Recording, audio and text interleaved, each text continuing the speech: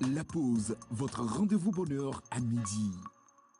Nous sommes le mardi et le mardi est réservé au sujet de société ou encore à des débats. Et cette fois-ci, nous allons encore rester en famille parce que les relations interhumaines sont des fois très compliquées. Nous parlons de l'aide ou des entraides de part et d'autre venant de membres de la famille vers un autre membre. Et pour être précise, aujourd'hui, nous allons nous appesantir sur l'aide que nous apportons en tant qu'enfants à nos parents ou vice-versa.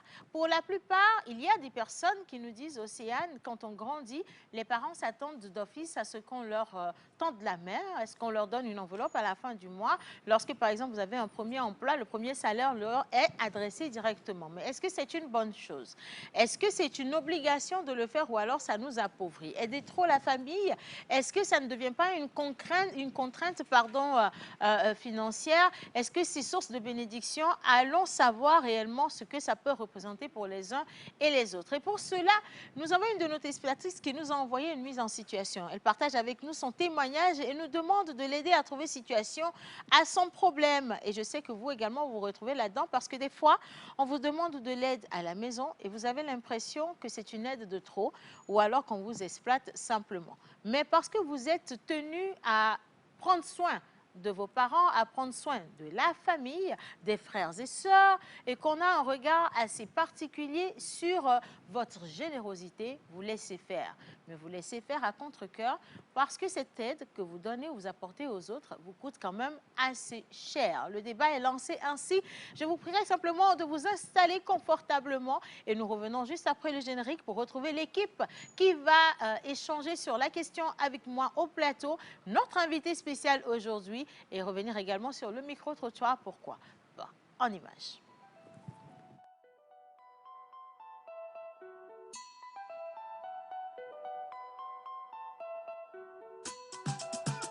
Mr. Lecky on the beat.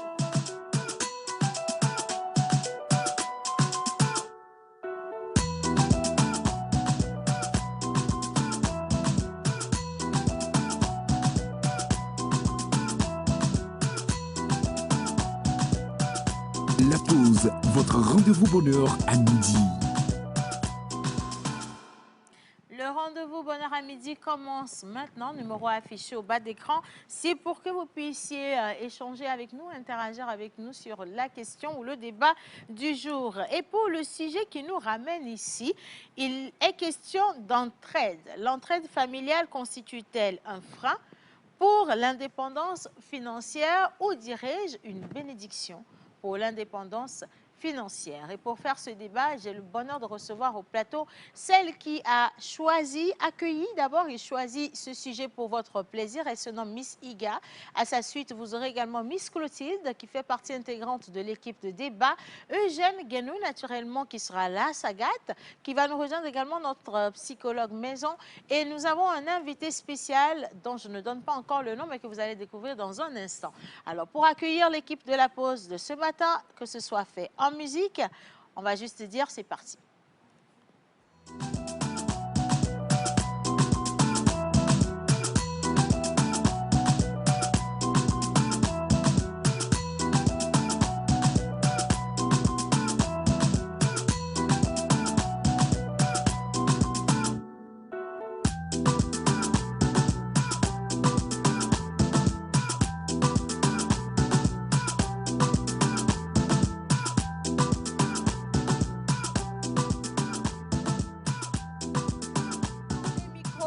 Pour moi de fermer ce bouton. Est-ce que quelqu'un peut avoir des nouvelles de Sagat pour moi, s'il vous plaît? Bonjour à toutes.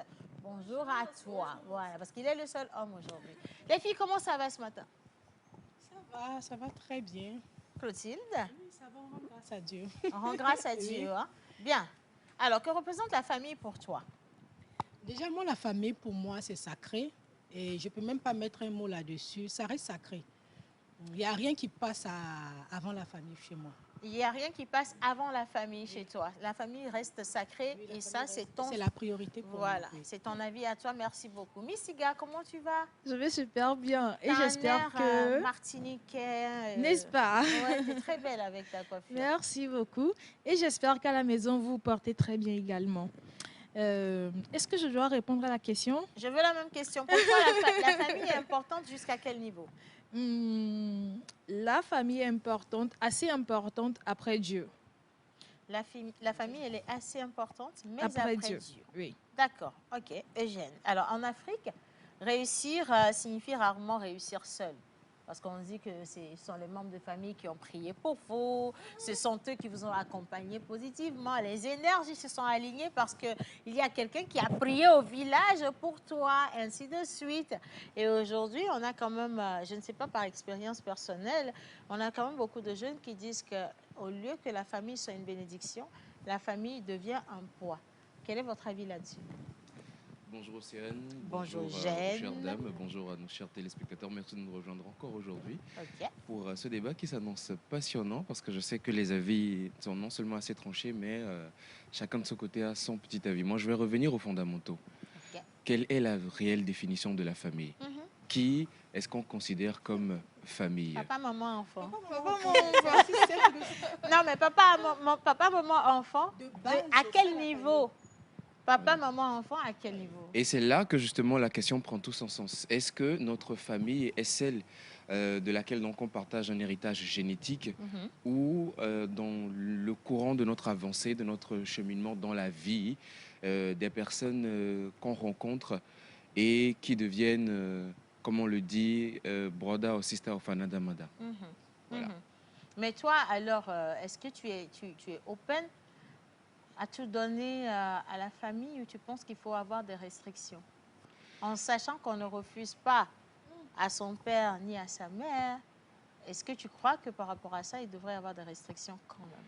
Pour moi, c'est clair que oui, il devrait y avoir des restrictions. À une certaine étape de notre vie, on a besoin de se construire. Et quand vous ne savez pas faire la part des choses et qu'au moment où vous êtes en train de vous construire, vous utilisez des briques pour aider ailleurs, vous allez tous deux vous écrouler. À partir d'un moment, voilà. Vas-y. Non, non, non, parce que en t'écoutant, on parle de ton père et de ta mère, et toi tu parles de briques. Tu Non, veux construire quoi? Maintenant, quand ils vont décéder, là, tu auras l'argent pour les enterrer. Ah, tu vois, ça commence déjà Ça bien. commence Pour déjà. elle, c'est vraiment la famille en top. Mais attention, Clotilde, on parle de budget, là. On parle de moyens financiers. On parle de l'argent. Parce que quelqu'un dira, les parents ont déjà construit leur vie. Ils ont déjà vécu leur vie. C'est maintenant que nous devons construire la nôtre. Et les moyens dont nous disposons ne sont pas les mêmes moyens dont ils ont disposé avant. Les choses sont devenues plus compliquées et plus chères. C'est pas parce que c'est papa et maman que tu dois normalement baisser la garde devant toute exigence. Quand on va venir te dire, ah, tu sais, nous, au village, on voudrait, je sais pas, acheter un mouton. Alors que tu sais que l'argent du mouton, ça, c'est quoi? Une tonne de ciment et que tu as besoin de la tonne de ciment. Est-ce que tu vas donner l'argent pour le mouton ou tu iras, tu vas te prioriser, tu vas te choisir toi? C'est là la question, Oui, en fait. parce que les parents, justement, ont besoin de beaucoup de choses, ont beaucoup d'aides à demander. Mais quelle est la priorité et de quoi est-ce qu'ils ont réellement besoin?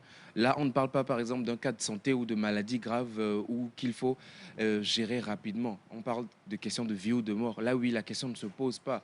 Mais par exemple, à ma mère, justement, ou à un parent à qui j'ouvre une boutique ou j'aide dans un commerce. Mais séquentiellement, il faut que ce soit moi encore qui revienne financer peut-être la vie au quotidien de cette personne. Il y a un réel problème. Et aussi, il ne faut pas oublier que certains parents pensent que la réussite de leur enfant leur est due. Donc, tout l'argent qui passe dans ta main. Non, de toute façon, c'est pour ça qu'on est là pour débattre. Regarde. Qu'est-ce que tu penses du premier salaire?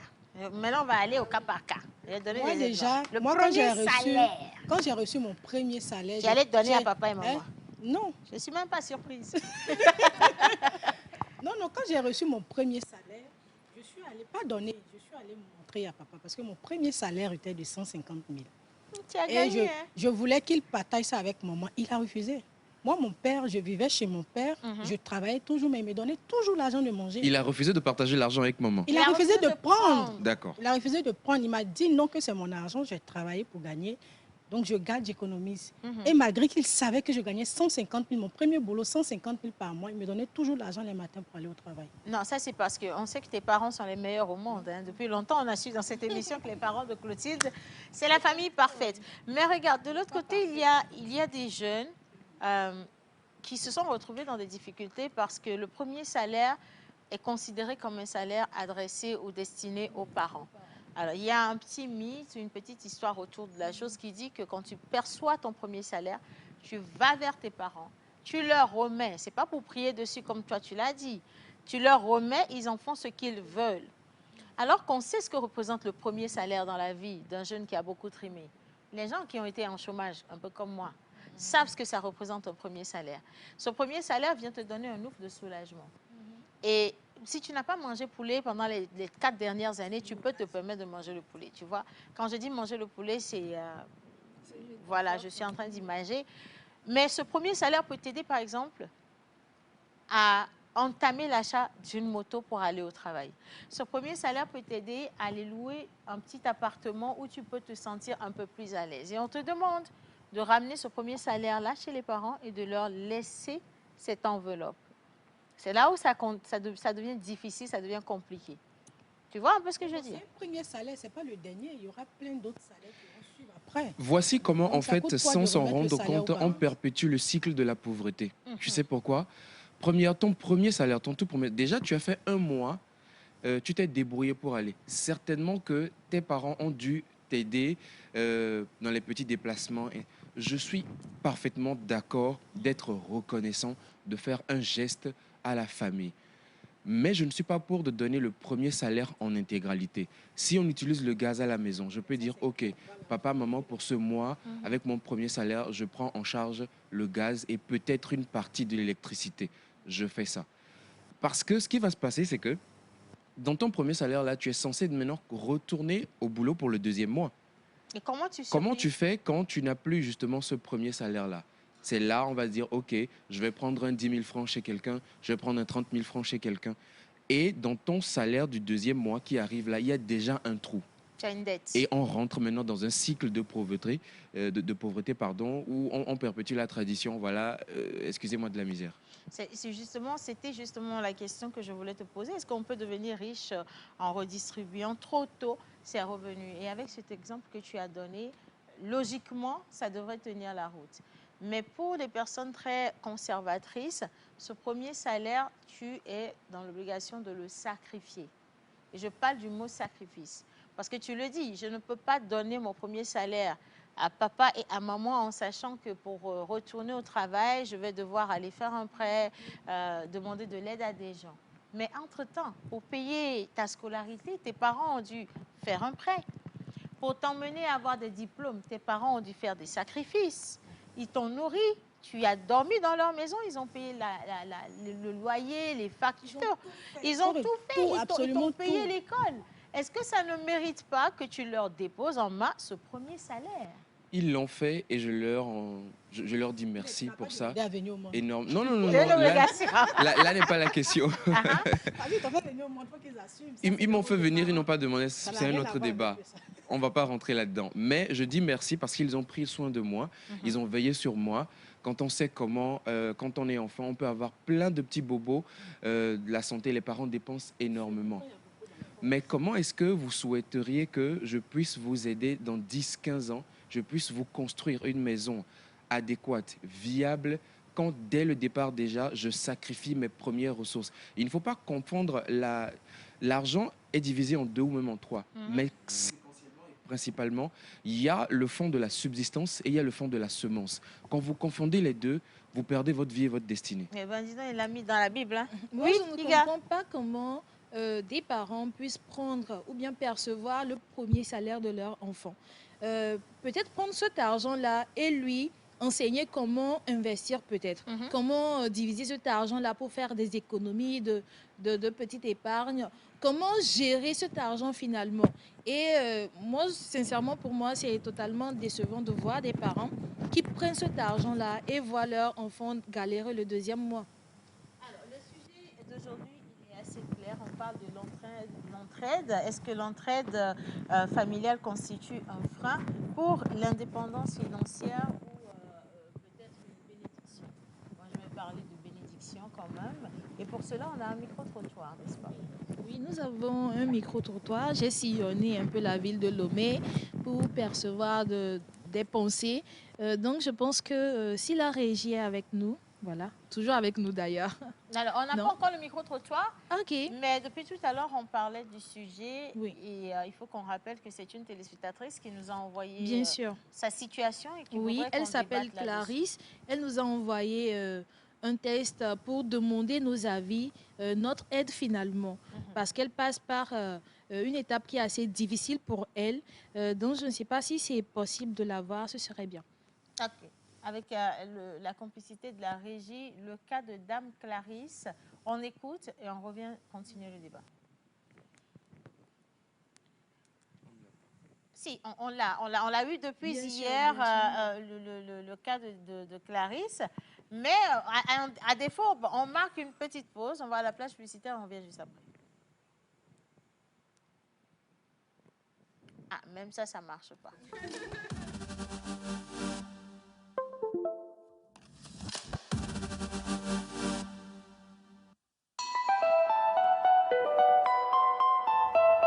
Avez-vous besoin d'une pause qui inspire, d'un moment qui vous informe, qui vous divertit ou qui vous connecte? Du lundi au vendredi à 11h, retrouvez la pause, votre rendez-vous quotidien sur la télévision togolaise.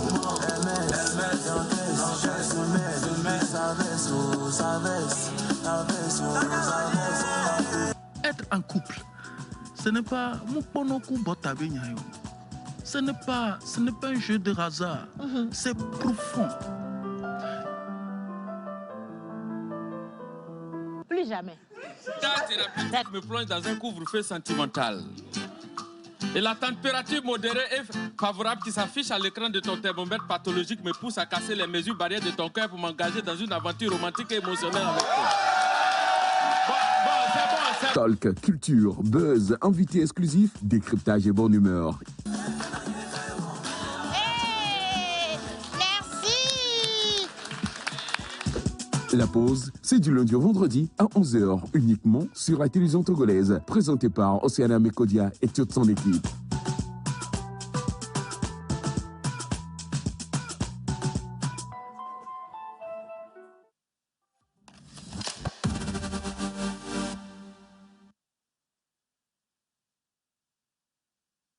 Voilà, alors nous sommes toujours dans votre émission débat et aujourd'hui le thème c'est l'entraide familiale constitue-t-elle, l'entraide familiale constitue-t-elle un frein pour l'indépendance financière ou pas? Et vous avez déjà suivi la première partie de ce débat, mise en situation où chacun a donné son avis. Clotilde qui dit qu'elle n'a aucun problème à aider sa famille parce que c'est la famille qui passe avant toute chose. On verra si au fur et à mesure des arguments, vous allez rester sur la même lancée.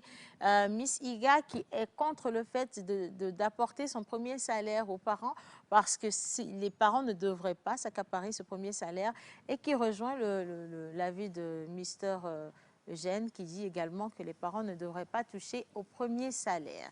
Pour la petite histoire, c'est une de nos téléspectatrices qui a sollicité notre avis, notre concours pour l'aider à trouver une solution à son problème. Et pour cela, nous allons suivre le témoignage de Dame Clarisse en images et en audio.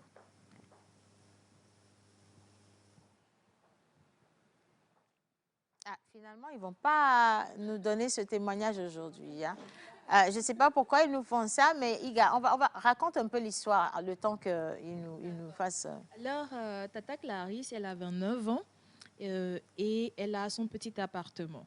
Il faut dire que cette dame-là a toujours vécu avec ses parents qui les ont eus très jeunes. Elle et ses frères, parce qu'elle a 5 frères et sœurs. Donc, voilà. Et la situation est un peu précaire. Et dès qu'elle a eu son premier salaire, automatiquement, il faut noter aussi qu'elle a commencé pas à travailler assez tôt. Dès qu'elle a eu son premier salaire, les parents lui ont fait savoir que, madame, il va falloir que tu sépares ou bien tu partages ton salaire en deux et que nous percevions la moitié. C'est pour l'aide à la famille. Donc, c'est ce que cette dame-là, elle a fait pendant, je vais dire, toutes ces expériences de travail, de métier et tout, jusqu'à ce que maintenant, il y a 2 ans de cela, son papa est devenu infirme et sa mère ne travaille plus du tout. Donc, les charges de la maison lui sont sur les épaules, les charges des frères, tout, l'électricité, le loyer, tout ce qu'il y a à payer, c'est elle qui s'en charge. Finalement, elle se dit, maintenant j'ai 29 ans, je veux bien me poser avec quelqu'un. Mais elle est quelqu'un aussi, vous savez, les hommes. Dès qu'ils voient en même temps qu'une dame a beaucoup trop de charges sur elle, il fouille. Voilà, Ouais, il ça les fouille. fait fuir. Donc, elle se pose la question, est-ce que finalement je peux avoir quelqu'un avec moi? Est-ce que je peux continuer à payer toutes ces charges-là? Parce qu'il faut dire aussi qu'elle est maintenant fatiguée de se charger de tout ce qu'il y a dans la maison comme dépenses. En plus, la première question que moi j'ai par rapport à ça, que font les autres frères?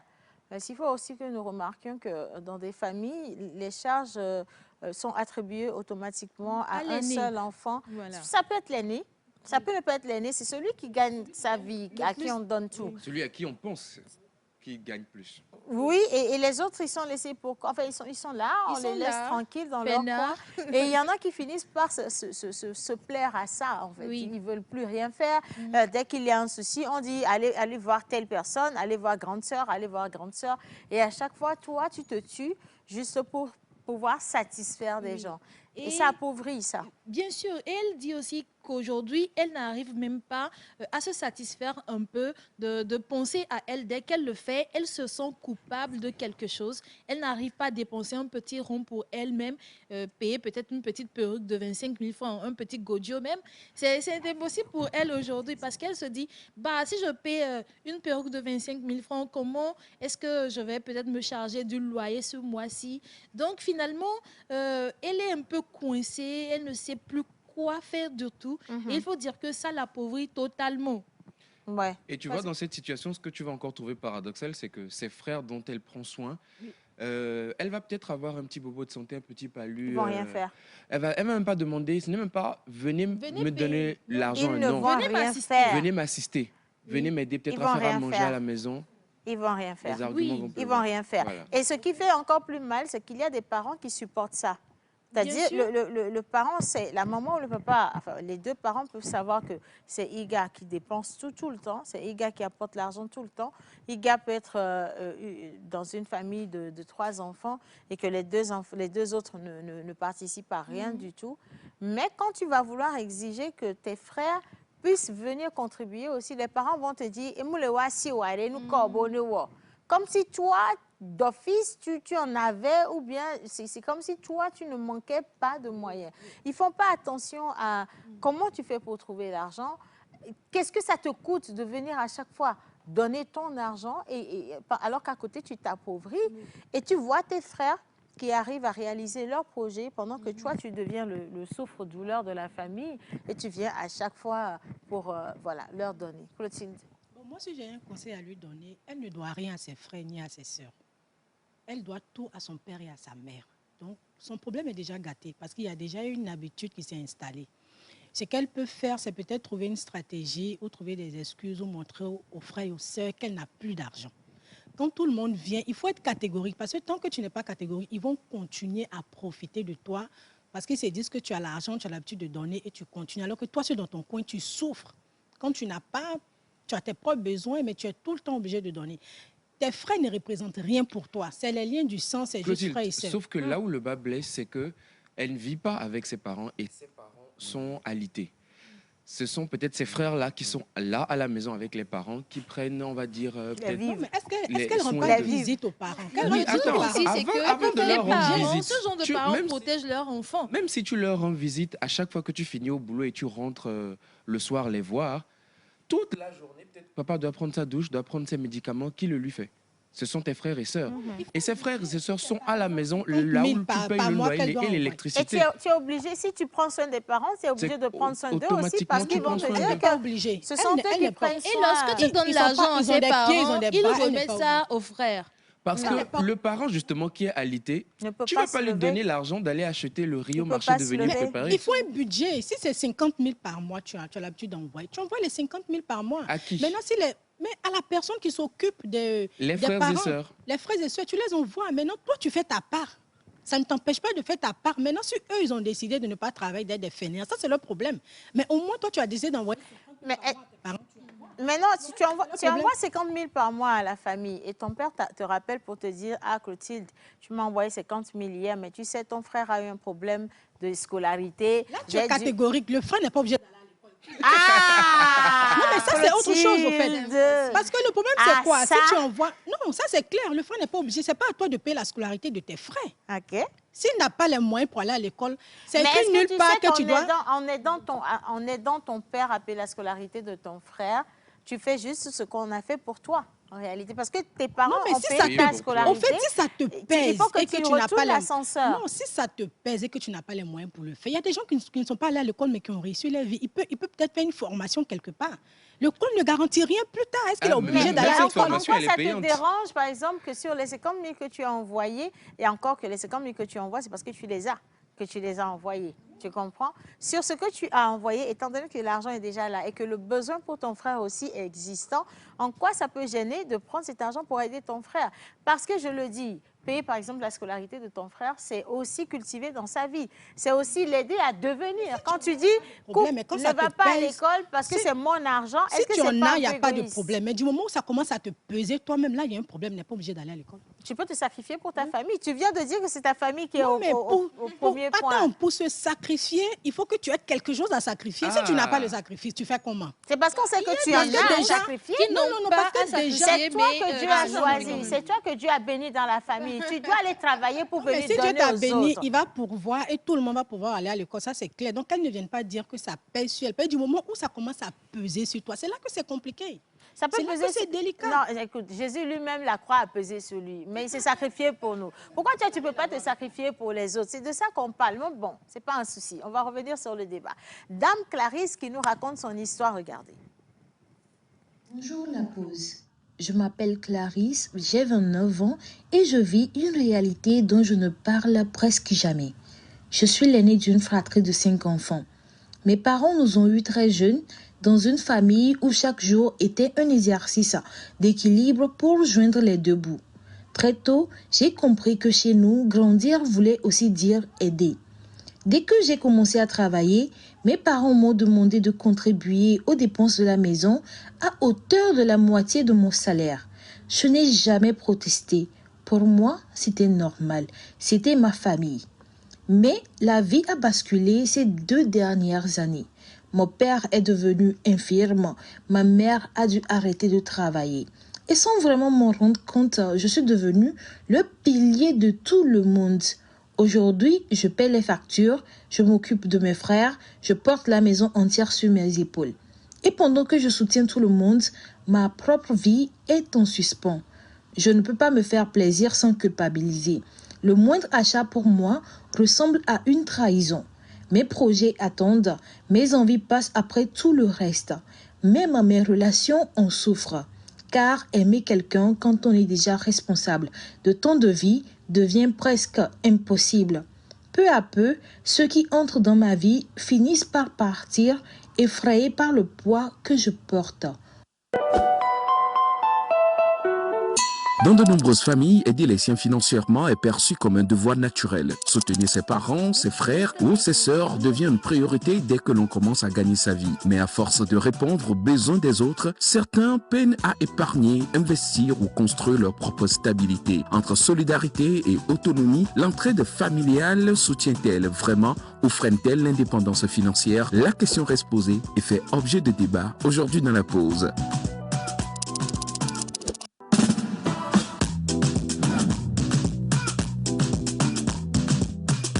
La pause, votre rendez-vous bonheur à midi. La partie de les hommes qui viennent dans ma vie finissent par partir parce que j'ai des charges, je m'occupe des charges de ma famille. C'est ça que je n'ai pas aimé. À quel moment un homme qui vient dans ta famille est dérangé par les réalités de ta vie? Ça fait partie de toi.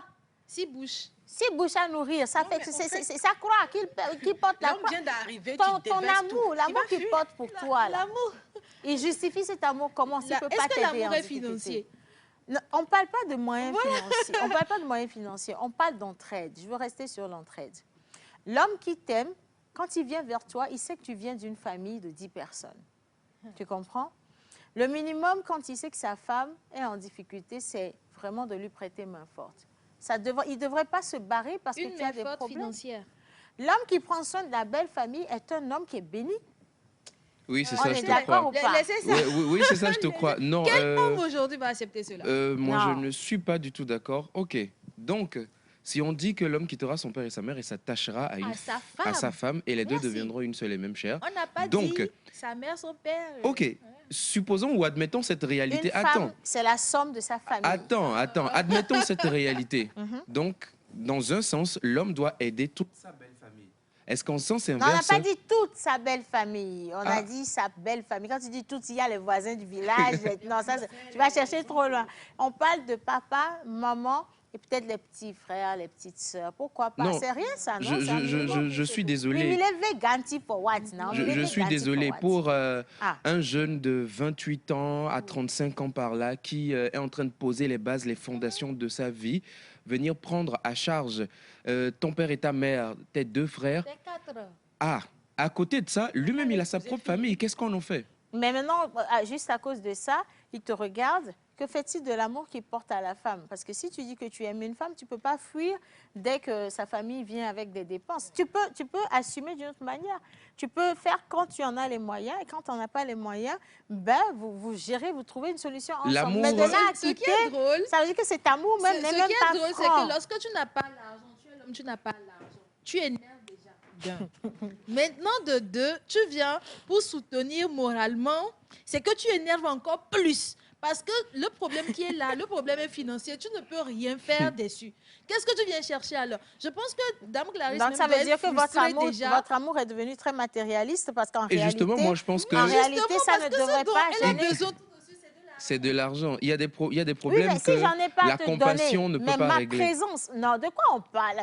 C'est vous Non, recommencer. attendez, justement. Je et n'ai tu sais- pas d'argent à te donner, mais ma présence peut te consoler. Non, Je laisse ça. peux prier avec toi afin que Dieu ouvre les portes. Je suis là avec toi. On va traverser les moments difficiles ensemble. C'est ça le vrai amour. Non, non, C'est non, pas non, genre, non, non. j'ai pas d'argent à te Imagine donner, donc imagine non. par exemple que c'est une question de loyer, il faut mettre les gens dehors. Ils n'ont pas payé le loyer, de les J'irai mettre voir le dehors. propriétaire pour discuter avec le propriétaire. En tant que l'homme dans la vie de ma femme. Non, quand et tu ça vas devient voir... ton problème. Non, attends, Oui, mais Iga. que ça devienne mon Avant problème. même d'aller voir le propriétaire, ça veut dire que tu as de la capacité, ça veut dire que tu vas pour prendre un engagement.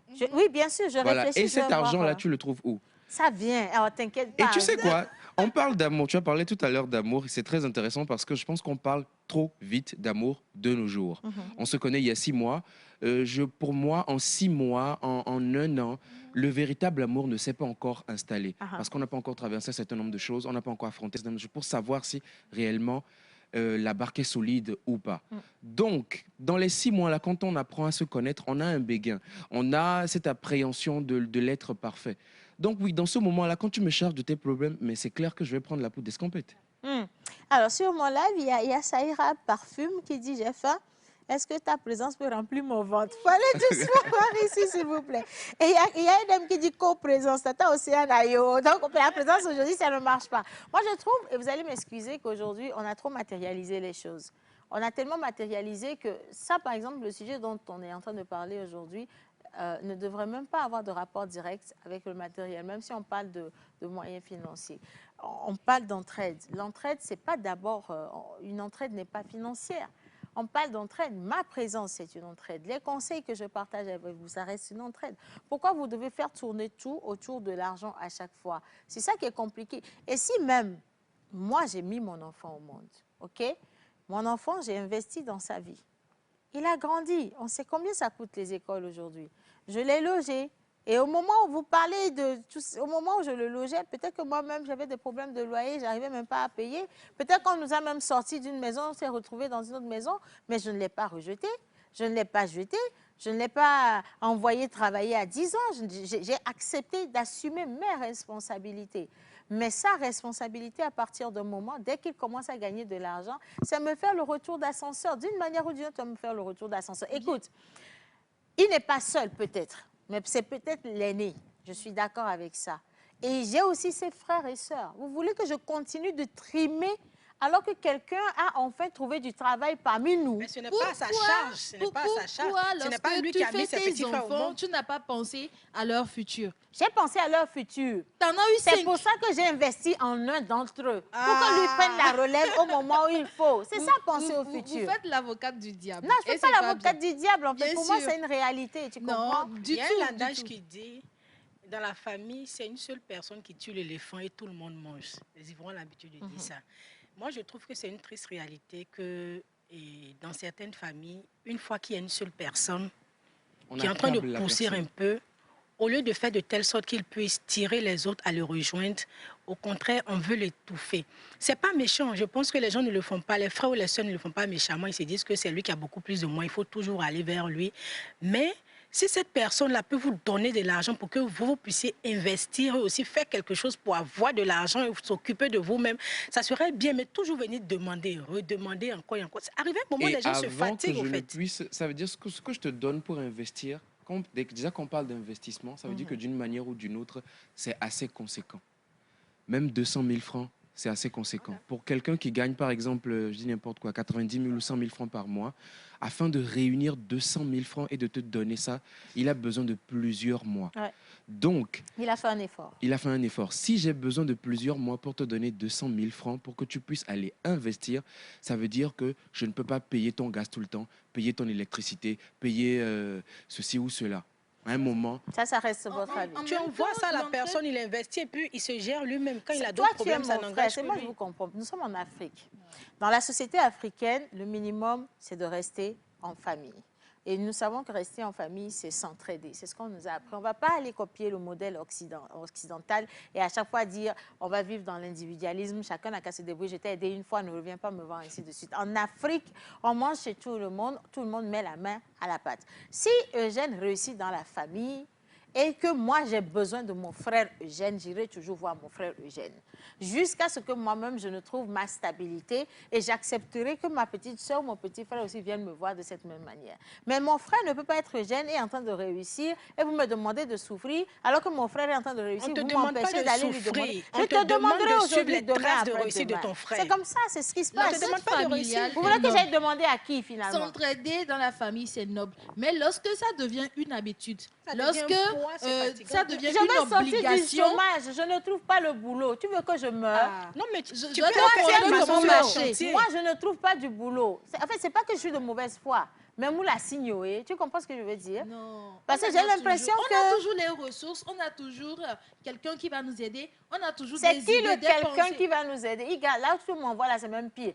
Quand tu me regardes en tant que femme... Est-ce que je peux prendre mon exemple? Tu vas sur les chantiers, non, tu vas au moins 2000 tous les jours, tu soulèves les briques et autres. Il y a toujours quelque chose à faire. Tu vas au marché, tu vas... C'est là que ça revient sur le fait que le petit frère va te dire... Le petit frère veut travailler dans un bureau. Exactement, il va te dire non, papa investit, j'ai fait un BTS en communication, j'ai fait une licence en XY, donc je ne peux pas aller par exemple aider au grand marché. Alors que tout le temps, les jours au grand marché, il y a des femmes qui ont besoin de gens pour décharger les camions. Est-ce que toi-même tu serais à l'aise? Moi, je travaille déjà, la question ne se pose pas à moi. Laisse-moi te poser la question. Est-ce que toi-même tu serais à l'aise avec le fait que toi, Eugène Guénou, tu vois ton petit frère ou ta petite soeur en train de faire, de transporter les bagages au marché, alors que toi, tu conduis une Lamborghini, tu es fier, tu passes. À cause de combien? Alors que ton petit frère vient te demander... On ne va pas parler jusqu'à ce niveau de stade de Lamborghini. Ton petit frère vient te demander 500 000 pour un business. Tu vas dire, va transporter les bagages, moi je vais rouler. Est-ce que tu serais à l'aise psychologiquement? Bien sûr. Attendez, il a vu que je conduis Lamborghini. Soit. Amen Dieu. Est-ce que, c'est à moi? Il n'en sait rien. C'est à toi. Peut-être que c'est un véhicule de service. Il n'en sait rien. Si tu conduis Lamborghini dans ton service, c'est que tu gagnes un bon salaire. C'est pas évident. Dans tes services, on conduit Lamborghini. C'est même pas Toyota, évident. Peut-être que je suis commercial et que mon entreprise met une image à disposition. Même si tu conduis une Lamborghini, tu es bien payé. Mon petit frère ne viendra pas me demander, grande soeur, j'ai besoin de 500 000 pour faire un business, alors que tu n'as jamais fait un business de ta vie.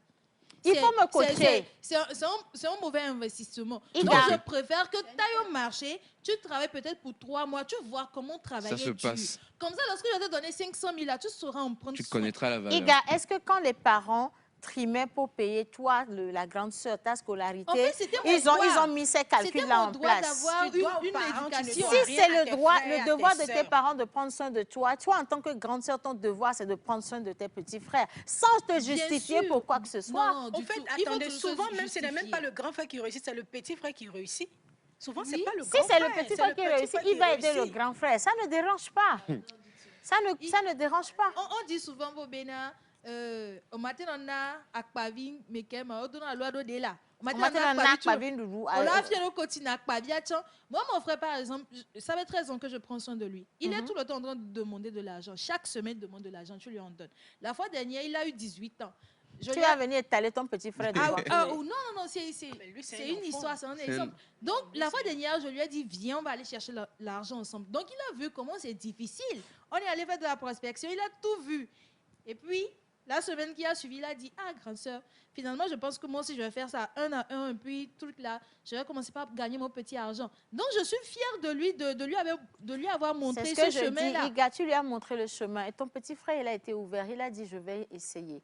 Imagine qu'il a essayé et qu'il ne se retrouve pas dedans. Imagine qu'il a essayé et que ça ne marche pas pour lui. S'il revient en arrière, tu ne vas pas l'accuser d'être un fainéant. C'est de ça que je parle. Tu vas continuer à le nourrir le temps qu'il aille trouver sa voie. Le problème, c'est qu'il y a plein de personnes aujourd'hui qui ne veulent même pas essayer, qui ne sont pas dans cet objectif-là. Je vais essayer de voir. Parce que mon grand frère ou bien ma grande soeur a de l'argent, c'est bon. Ils sont peinards dans la maison. Ils se lavent, ils mettent des chemises blanches pour aller faire la star dehors. Alors que tu es là, tu n'as même pas un petit compte bancaire. Donc, vraiment, moi je pense que vous êtes de mauvaise foi, Tata Océane. Non, c'est pas. Moi, je n'ai pas d'avis. Bon, si c'est ça, je vais faire monter notre invité spécial. Parce que vous êtes en train de m'attaquer là. Moi, je suis en train de vous montrer les différents compartiments du débat parce que clairement, je ne suis pas d'accord avec vous, mais je n'ai pas d'avis. Mais comme vous voulez faire ça comme ça, il n'y a pas de souci. Je vais faire monter M. Diama Amevi Medar. Pourquoi on a choisi M. Diama Amevi Medar? Parce que M. Diama, en tant que CEO du brand Touch Salut, il a une page sur les réseaux sociaux avec laquelle il revient sur les différents faits de société, avec des avis bien pointus, bien réfléchis, et il draine assez de monde parce que ce qu'il dit est juste, c'est vrai, et c'est véritablement très, très bien travaillé et très réfléchi. On va voir s'il sera de votre avis ou il sera de mon avis. J'espère qu'il sera de mon avis. Ah, donc finalement, tu as un avis. Pour les téléspectateurs. Moi, là, présentement, je représente les téléspectateurs. Et puis, il y a beaucoup de personnes qui sont d'accord avec moi. On n'abandonne pas un membre de famille simplement parce qu'on veut construire sa vie. On fait ce qu'il faut. On l'aide, on le pousse. On ne se trouve pas des excuses. En fait, on ne se trouve pas des excuses. On accepte de se sacrifier parce qu'on considère que les parents se sont sacrifiés pour nous sans excuse et on va faire ce qu'il faut. Donc, mesdames et messieurs sur le plateau, permettez qu'on puisse accueillir ici M. Diama Amevi Medar. Il est là et pour ceux qui viennent de prendre le train en marche, on parle bien entendu de ce que l'entraide familiale constitue pour un jeune. Est-ce un frein? Pour l'indépendance financière ou alors c'est un atout, c'est une prière et une bénédiction. En musique pour notre invité. Ce n'est pas le plus beau des beaux, mais c'est le chéri de la go qui nous met le plus haut. C'est quelqu'un qui parle pas trop, qui agit comme il le faut. Chez nous, c'est ça, on dit avec lui, la vie est beau. Le beau des beaux, il n'est pas dans de l'à peu près. Quand il est là, l'argent pleut, le gars là, il est prêt. Pour les amis, les connaissances, pour la famille. Voilà, c'est fait. Alors, Diama. Depuis tout à l'heure, vous étiez là, vous nous regardiez, vous écoutez les avis. Les dames sont de mauvaise foi. Il n'y a que moi qui suis objective ici. Et vous étiez en train de sourire. Justement, pourquoi? Expliquez-moi un peu. Bonjour. Bonjour, Tata, mais aussi Kodia. Salut tout le monde, Iga et Jed. Tata, j'oublie le nom. Clotilde. Clotilde, j'espère que vous vous portez bien. Déjà, merci pour l'invitation. Merci pour l'attention et la considération. Déjà, je souriais. Parce que nous sommes dans une réalité aujourd'hui qui ne dit pas son nom. Tout le monde croit que quelqu'un lui doit. Déjà, personne ne doit à personne. Et je ne peux pas donner ce que je n'ai pas. Même si j'ai quelque chose, je peux donner une partie de ce que j'ai. Donc, nous sommes venus dans le débat. Nous allons. Non, vous avez dit que personne ne doit à personne, mais ce n'est pas vrai, je ne suis pas d'accord avec ça. Les enfants doivent aux parents. Pas du tout. Les enfants doivent aux parents. Sur quel plan? Déjà, allons sur la base de la famille. Tu sors de quelle famille? Parce que les réalités diffèrent. Les réalités diffèrent. Tu sors de quelle famille? Est-ce que dans la famille, sous soi où les parents ont inculqué cette valeur à chaque enfant de se prendre en charge? Est-ce que les parents ont inculqué cette valeur de s'autosuffire, d'entreprendre, de ne pas attendre forcément de l'autre? Maintenant, venons dans la famille Diama. Est-ce que dans la famille Diama, Est-ce que tu dois attendre de ton grand frère? Est-ce que c'est ton grand frère qui doit prendre soin de toi? Donc, allons pas à pas. Il s'agit de quelle famille concrètement? Non, moi, je ne vais pas aller sur la famille, je vais aller sur les bases de la vie. Commençons avec les bases de la vie. Dans les bases de la vie... Je parle des valeurs. Oui. Nous sommes en Afrique et nos valeurs africaines commencent par l'entraide, le vivre ensemble, le savoir vivre ensemble. C'est ce que nous avons toujours vu. Oui. Donc aujourd'hui, on ne va pas vouloir faire comme d'autres personnes et dire de quelle famille tu viens. Est-ce qu'on t'a appris à donner? Est-ce qu'on t'a appris à...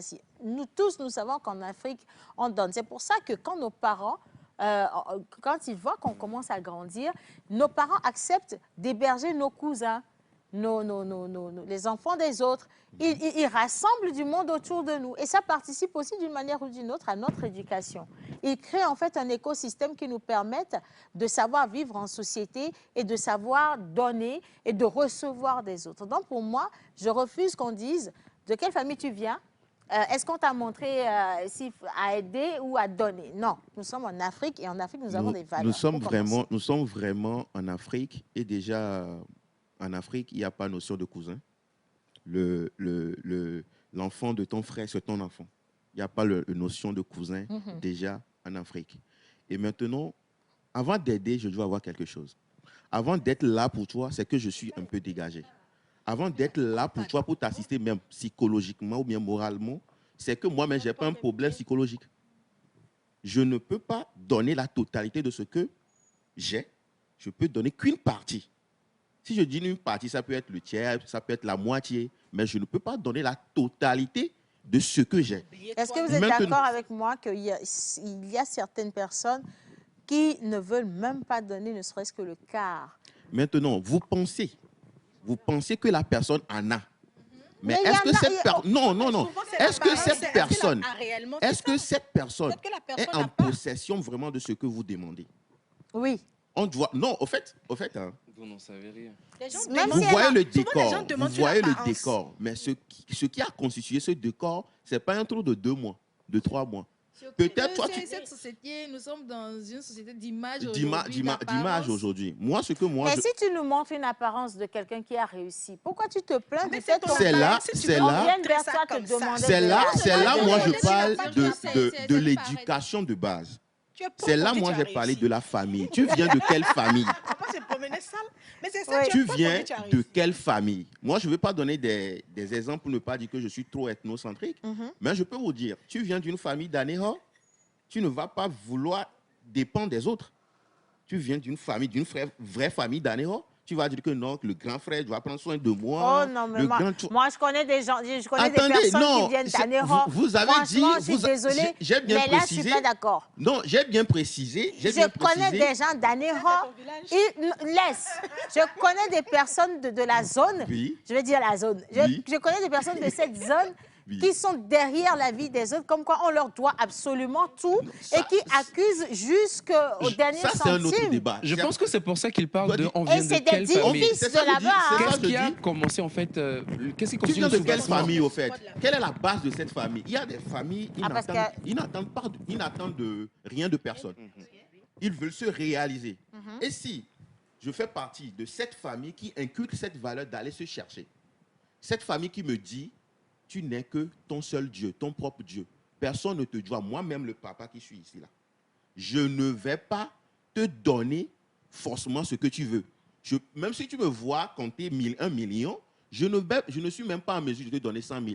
Parce que les 1 million, là, je dois investir, je dois faire ci, je dois faire ça. Déjà, il faut aussi inculquer cette valeur de discussion et de compréhension dès le bas âge entre le père, la mère, les parents et les enfants. Si vous sortez d'une famille où il n'y a pas une discussion, tu ne sais pas concrètement comment papa et maman font pour nourrir la famille. Le papa ne discute pas avec ses enfants, ne montre pas le chemin à ses enfants. Et d'autres, je vais aller encore plus loin, il y a des parents qui disent que j'investis sur moi, mon enfant ou bien mes enfants pour avoir une vieillesse heureuse. Non. Erreur. Papa, maman, tu investis sur toi, tu épargnes pour toi. Maintenant, si jamais l'enfant réussit et il se sent honoré de t'aider. Je dis, il se sent honoré de t'aider. En fait, il faut inculquer cette valeur-là aux enfants. Ce côté-là, c'est mon Il faut que maintenant, j'en viens. Mais on doit se sentir d'honorer. Non, j'en viens. Je suis sur le Non, attendez, j'en viens. Quand c'est les frères et sœurs, est-ce que vous pouvez me laisser continuer?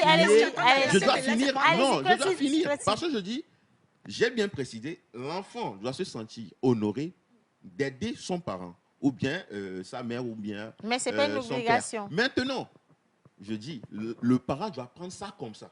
C'est ce que je dis. Le parent doit prendre ça comme ça, que je dois investir sur mon enfant, investir moi-même sur ma vieillesse.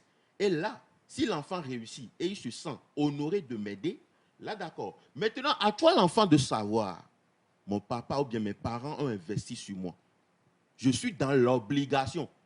Je suis dans l'obligation d'aider mes parents, de venir aux petits soins de mes parents. Mais le parent ne doit pas mettre dans sa tête que aujourd'hui, là, c'est mon enfant qui doit prendre soin de moi de A à Z. Pourquoi pas? Il ne faut pas mettre ça dans la tête. En fait, c'est ça que je dis. Hein. Lorsque le parent se l'a en lui, c'est automatiquement, il sabote sa vieillesse. Il se dit, bah, de toutes les façons, lorsque j'aurai à partir de 50 ans, mon fils prendra soin de moi. Aujourd'hui, nous avons des parents. Aujourd'hui, nous avons des parents, ils sont fiers de leur fils. Même si l'enfant n'apporte pas même un 5 francs à la maison, l'essentiel c'est que l'enfant se nourrit bien, l'enfant aussi prend soin de sa famille. Parce que le papa là n'a pas attendu la réussite de son fils pour être fier. Là, on parle d'un parent qui touche sa pension de retraite, qui n'a pas besoin de l'argent de son enfant. Oui. Moi, je vous parle des parents qui sont dans le besoin. Je vous parle des parents qui n'ont pas de pension de retraite, mais qui ont fait quand même l'effort de pousser leur enfant très, très loin. Cet enfant qui a bénéficié des sacrifices. Mais quand je parle de sacrifices, il y a des parents qui n'ont peut-être pas de boulot fixe, mais qui ont dû faire des boulots pas possibles pour aider leurs enfants, qui se sont sacrifiés, comme on le dit, pour de vrai, hein. Où tu vas voir des mamans qui vendent tout et n'importe quoi. Du citron au bord de la route, du piment, même sous la pluie, elles sont là, elles se sont sacrifiées. Regardez une maman comme ça. Elle a tout fait, elle a envoyé son enfant réussir. Et l'enfant qui grandit, qui réussit, qui va rentrer à la maison, quand sa maman va dire « j'ai besoin de ceci » ou « j'ai besoin d'argent pour acheter mon médicament », et l'enfant va dire « maman, débrouille-toi, tu sais, ma vie, c'est ma vie ». Ça, c'est pas le respect. Non, ça, non. Je pense que permettez-moi, s'il vous plaît. Aujourd'hui, les gens, ils nous écoutent. Et nous avons une jeunesse qui ne copie que le négatif. Malheureusement, on sait que la jeunesse ne copie que le négatif. Quand vous dites que l'enfant, le parent ne doit pas attendre de l'enfant, nos jeunes frères et sœurs ne comprennent pas qu'ils ont l'obligation de donner. Ils se disent, le parent ne doit pas attendre de moi, parce que moi, je connais quelqu'un. Non, j'ai renchéri en disant que l'enfant en question doit se dire que je suis en obligation d'aider mes parents. Mais le parent doit enlever ça de sa tête que mon enfant est obligé. Non, si tu dis que quelqu'un est obligé de te faire quelque chose, ok, la personne n'est pas en possession de ce que toi tu veux. Je peux comprendre qu'il ne soit pas en possession de faire ce que je lui demande. Il fera que sa part. Mais au moins qu'il garde en tête... Et sa part ne va pas vous suffire forcément. Non, mais j'accepte qu'il n'ait pas les moyens de m'aider. J'accepte. Ouais. Ce dont on parle, c'est que l'enfant ait les moyens. Si tu n'as pas les moyens, on est dans la même chose. Mais il y a des enfants aujourd'hui qui ont les moyens et je vous promets qu'ils ne le font pas. Et j'ai des cas. C'est ça ce qu'on dit, Bendejo. Il y a des enfants qui sont très égoïstes. Il y a des enfants qui sont très avares. Ouais. Si votre enfant est égoïste envers vous, c'est vous qui l'avez éduqué comme ça. Non. Laissez-moi aller. Votre enfant, l'enfant peut décider de ne pas aider. On connaît aujourd'hui des hommes, des jeunes hommes, qui ont réussi leur vie professionnelle, qui ont pris leur argent pour aller aider leur belle famille, alors que leurs propres parents, papa et maman, dorment dans des taudis quelque part au village. Est-ce que l'enfant se sentait déjà à l'aise? Non, est-ce que l'enfant se sentait déjà à l'aise avec ses parents? Moi, je ne cherche pas à savoir. Je vous donne des cas parce qu'il y a aussi de ces gens-là qui ne se sont jamais sentis à l'aise avec leurs parents. Quelle est l'éducation de base? À quel moment tu parles d'éducation de base? Ce sont tes parents. Tu as le devoir. Même la Bible nous dit d'honorer nos parents. Mais il y a des enfants. Vous avez des jeunes filles aujourd'hui. C'est ça, je dis, dès la base. Est-ce que peu importe l'éducation que tu as reçue. Oui, parce qu'il y a eu des parents qui ont juste eu des enfants. Moi, je fais des vidéos, parfois je dis, il y a des parents qui vont chercher de l'argent et ils en ont vraiment, mais ils n'ont jamais passé du temps avec leur enfant. Parce qu'ils n'ont pas cultiver ça entre eux. Le papa, il va au boulot, il revient la nuit, il met seulement l'argent à la disposition de C'est l'enfant. pas une raison pour que l'enfant ne soit pas là. Est-ce que l'enfant là, il connaît cette valeur-là? C'est pas une question de connaître. Cette valeur d'être en symbiose avec les parents. Médard, il y a des valeurs basiques. C'est ces choses-là qui gâtent le tout. Hein? Non, il y a des valeurs basiques, Médard. Il y a des valeurs basiques. Donc, je vais continuer avec mes exemples. Je vais continuer avec mes exemples. Oui. Aujourd'hui, on a des jeunes hommes, comme je disais, qui préfèrent aller aider la belle famille que de venir aider leur propre famille. C'est un fait. Oui. Et ils n'ont pas de difficulté à le faire, même si leurs parents sont en train de mourir là. Ils sont égoïstes. Avec une certaine fierté, ils se disent que, oh, miabe devoir et vous devez faire pour moi. Pourquoi vous attendez forcément que je revienne vous donner? Et ces enfants se lèvent gardement pour aller aider des gens qui ne les ont jamais nourris. Vous avez des jeunes filles qui ont vu leur maman se sacrifier, vraiment. Et à la longue, elles ont réussi d'une manière ou d'une autre. Peut-être qu'elles ont trouvé un bon mari, la situation a changé. Et ces jeunes filles ne veulent même pas qu'on dise que elle, cette dame, c'est ma maman. On rejette sa maman parce qu'on a honte de la maman, parce qu'on vient de certaines conditions et dès que les conditions changent, on ne voudrait plus qu'on nous associe à ces genres de personnes. Vous avez des jeunes filles qui voyagent aujourd'hui en business class, mais qui ne sont pas capables d'envoyer 1000 francs à leur maman au village. Oui. Les mamans sont malades, les papas sont malades, ce sont eux qui se sont fatigués. Et ces enfants utilisent quel argument? Je ne suis pas obligée de le faire. Non, ça c'est un faux problème. Je ne suis pas obligée de le faire. C'est pour ça que je dis, il faut qu'on dise aux enfants que c'est une obligation. Oui, c'est ça que je dis. L'enfant est obligé. Mais le parent ne doit pas avoir ça dans la tête. L'enfant doit se dire que je suis obligé. Je vais avoir. Non, vous savez ce que ça fait d'accoucher? Vous pensez qu'accoucher, c'est un jeu d'enfant? Vous pensez qu'accoucher, c'est un jeu d'enfant? Mais le parent doit lever ça de sa tête que je suis l'enfant. Si j'étais morte, par exemple. De me nourrir. Non, en allant accoucher, si j'étais morte, et que tu étais un enfant de rue. Nos parents même font beaucoup d'enfants parce qu'ils se disent que les enfants vont réussir. Ça, on ne peut rien contre ça. Mais un enfant est un investissement, disons. C'est ce qu'on se dit. Mais c'est ce qu'on se dit. Nous sommes dans une réalité. Nous sommes dans une réalité aujourd'hui. Est-ce que tu as vraiment investi? Oui. Dans ton enfant, sur ton enfant. Avec tes moyens, oui. Investir, ce n'est pas payer l'école, nous payer les habits. Médard, le fait déjà de porter un enfant, moi je parle des femmes, le fait de porter un enfant pendant 9 mois est un lourd investissement. Et je parle des hommes, le fait d'accepter la grossesse et de veiller sur une grossesse pendant 9 mois est un lourd investissement. Quand on voit qu'à côté, vos frères, il y en a qui abandonnent les enfants. Effectivement. Il y a des femmes aussi qui décident d'avorter, de se débarrasser de leurs enfants.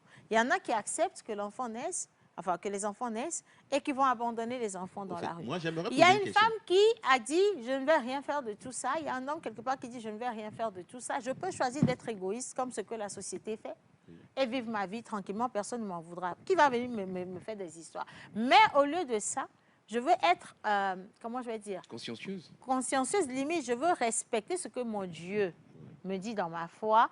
Mon Dieu me dit de prendre soin de mon enfant, de veiller sur mon enfant, de me sacrifier pour mon enfant. Je me sacrifie pour mon enfant. Et vous venez me dire aujourd'hui que moi, en grandissant, avec tout ce que ça m'a demandé comme sacrifice, des jours où c'était tellement difficile de se sacrifier, j'ai dû faire des choses dont je ne suis peut-être même pas fière, juste pour que mon enfant mange, que cet enfant n'a pas obligation, quand je deviens infirme, quand je suis en difficulté, de me faire retour d'ascenseur. Il me sert à quoi? En fait, il te sert à quoi? Il te sert à quelque chose. Aujourd'hui, on t'appelle maman. Ça t'a déjà servi. Je mange maman. Non, en fait, tu essaies d'être une mère. Et là, je suis fière d'être une mère d'un enfant. Pour cela qu'on demande, avant de faire un enfant, il faut réfléchir à la chose. Tu as investi sur l'enfant. Jusqu'à quel moment? Parce qu'il y a des enfants qui sont conscients à l'âge de 7 ans, 8 ans. Parfois même, il y a d'autres, c'est à l'âge de 18 ans qui sont conscients. Et à ce moment précis-là, est-ce que tu continues toujours pas à investir sur l'enfant? Parce que l'enfant va se dire, OK, non, bon, à 6 ans, après ça, tu m'as délaissé. Mais on investit sur un enfant toute la vie. Dans le sens, je suis ton parent, l'investissement, c'est votre manière de voir les choses. Mais chez d'autres personnes, l'enfant va se dire, à 10 ans, papa et maman m'ont délaissé. Bien sûr. Je suis allé, j'ai dormi dans les ghettos, dans les rues. Pourquoi on t'a délaissé? il est toujours enfant. Il a 10 ans. Pourquoi Donc, si aujourd'hui, je suis à ce niveau, c'est pour aider mes parents, ça ne doit plus être une obligation pour moi. Pourquoi on t'a délaissé? C'est quand j'en aurai envie. Ça, on parle des enfants en situation de rue, par exemple. Pourquoi on t'a délaissé? Il y a beaucoup de cas. Il y a beaucoup de raisons. En situation de rue qui n'ont même jamais été délaissés par les parents. Ce sont des enfants qui ont juste choisi par eux-mêmes de se retrouver dans la rue. Et c'est le rôle du parent de ramener l'enfant à la maison. Il y a des parents qui ont fait tout pour ramener leur enfant à la maison. Le rôle du parent demande quoi? Ça n'a jamais marché. Le rôle du parent demande quoi? N'est pas majeur, le rôle il de est toujours sous sa responsabilité. Excusez-moi, avant même que justement cet enfant-là ne soit majeur, à moins qu'il ait peut-être des problèmes mentaux ou peut-être il a de la démence, aucun parent ne pourra me dire qu'il a fait tout ce qu'il peut pour que son enfant reste à la maison, mais il n'est pas resté avant 18 ans. Nous avons fait une émission ici avec des enfants en situation de rue. Et ce sujet est revenu. Nous avons reçu des enfants en situation de rue. Ce sont les témoins. Ce sont eux-mêmes qui ont dit pourquoi ils ne veulent pas rester à la maison. Ils vous donnent des arguments et vous comprenez que c'est la décision de l'enfant et non la décision des parents. Maintenant, je vous explique quelque chose.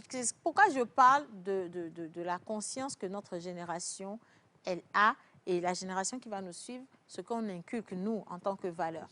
Vous avez des enfants aujourd'hui qui se retrouvent en situation de rue simplement parce que papa m'a grondé. Il y a des enfants qui ne considèrent pas, je ne sais pas ce qu'on leur a dit, ils ne considèrent pas qu'on les gronde. Mais moi, on m'a tapé. Moi, on ne m'a pas grondé. Et moi, ça diffère d'une famille à l'autre. Ça diffère d'une famille à l'autre. Et c'est l'obligation du parent de faire comprendre à l'enfant le pourquoi on t'a grondé. Mais on explique à des enfants. Vous parlez comme si on était dans un monde de bisounours. Non, nous ne sommes pas attendez, dans un monde de bisounours. Océane, je pense que c'est là que je rejoins encore monsieur qui disait à l'instant que quelles sont les bases que vous avez établies. Si vous avez habitué votre enfant à chocolat, bonbon, bisounours, il fait une bêtise, vous ne lui dites rien. Depuis qu'il a quoi, 4-5 ans, vous ne lui dites rien. Un jour, à ses 14 ans, il fait quelque chose et vous le grondez copieusement ou vous lui portez main. Mais écoutez, c'est normal que cet enfant réagisse comme ça. Qu'est-ce que tu réponds à une jeune fille qui dit « J'ai commencé à faire le mur parce que mes parents m'empêchent de sortir la nuit ».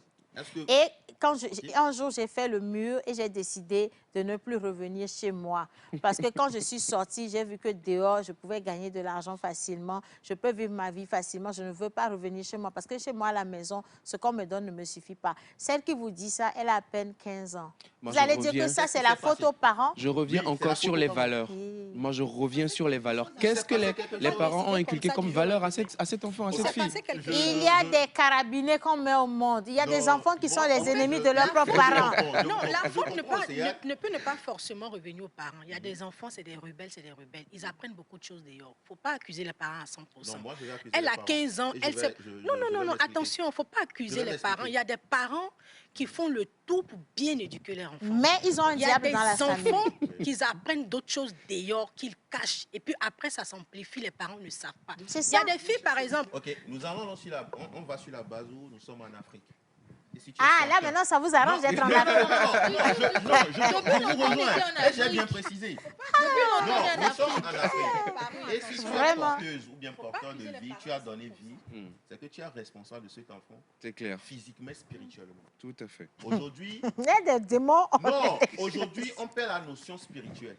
Le papa, aujourd'hui, l'essentiel, c'est que l'enfant se porte bien physiquement. Se nourrit, c'est à l'école. Oui, mais spirituellement, le parent s'oublie. Le parent ne se soucie même pas de ça. C'est à cause de cela que je dis, on vient maintenant en Afrique. Est-ce que ton enfant qui est devant toi, normalement, cet enfant ne doit pas le gronder parce qu'il est ci, il est ça. Cet enfant, c'est de cette manière qu'on doit lui inculquer cette valeur. Parce qu'il a ci, il a ça. Je ne veux pas aller vraiment sur ce champ. Mais est-ce que nous, parents, ou bien est-ce que nos parents ont vraiment cette valeur? Si tu viens d'une famille qui a vraiment cette valeur, je crois que le problème est réglé. Le problème n'est pas réglé. Non, si la vie n'est pas une science exacte. Assez spirituelle. Non. Qui connaît vraiment cette valeur Mesdames, la vie n'est pas une science exacte. Et je refuse ça. La vie n'est pas une science exacte. Aucun parent ne doit dormir. Mesdames, permettez-moi.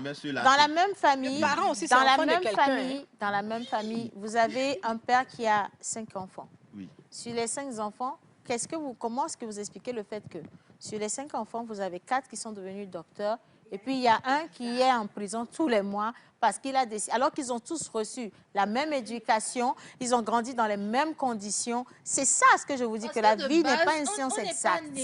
On n'est pas tous de la même manière. C'est pas la même étoile. Oui. Tout le monde n'a pas la même étoile. Oui, c'est là où je parle de la valeur de la famille et de parent de savoir valeur que spirituelle. mon fils est différent des autres.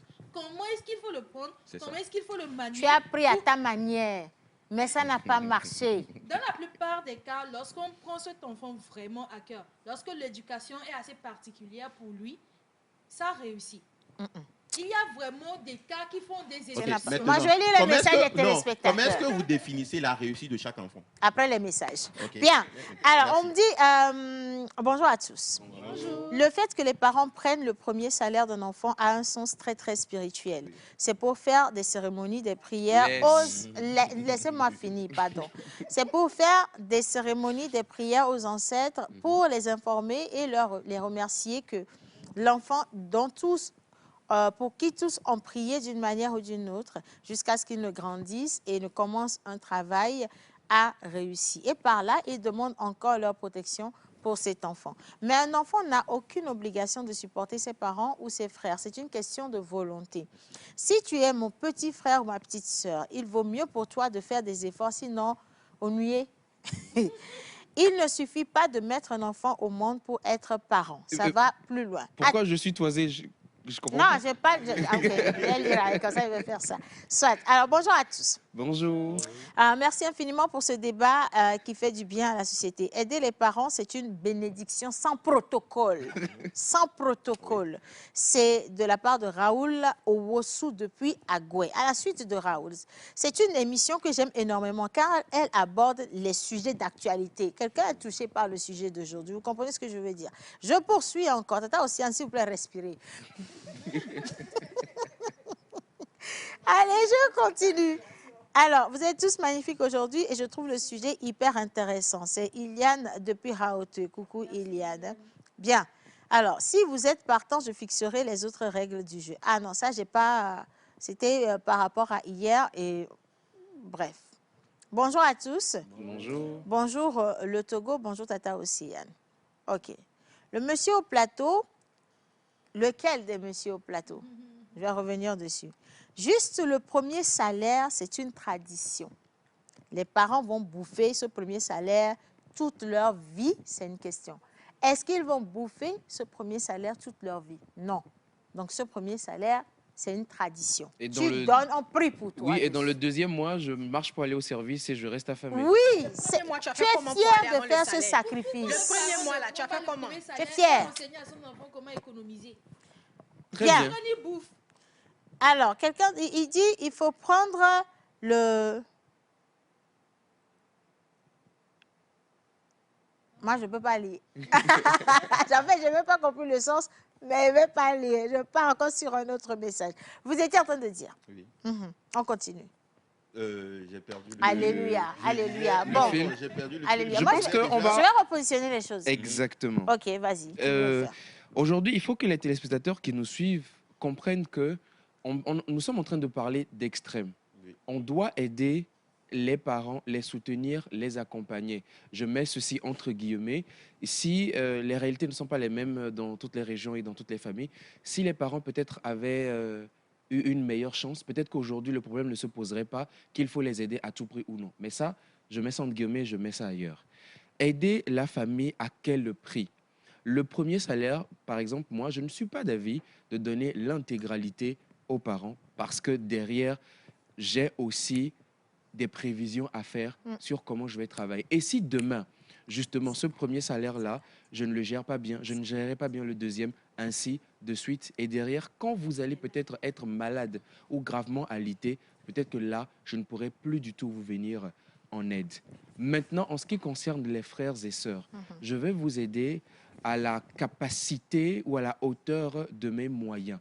Je ne pourrai pas vous donner mon 100% de C'est salaire. parce qu'on sait que tu as les moyens. Est-ce qu'on ne te demande pas d'aller braquer la Banque mondiale? On te demande juste de venir aider avec ton salaire. On sait que tu as un salaire.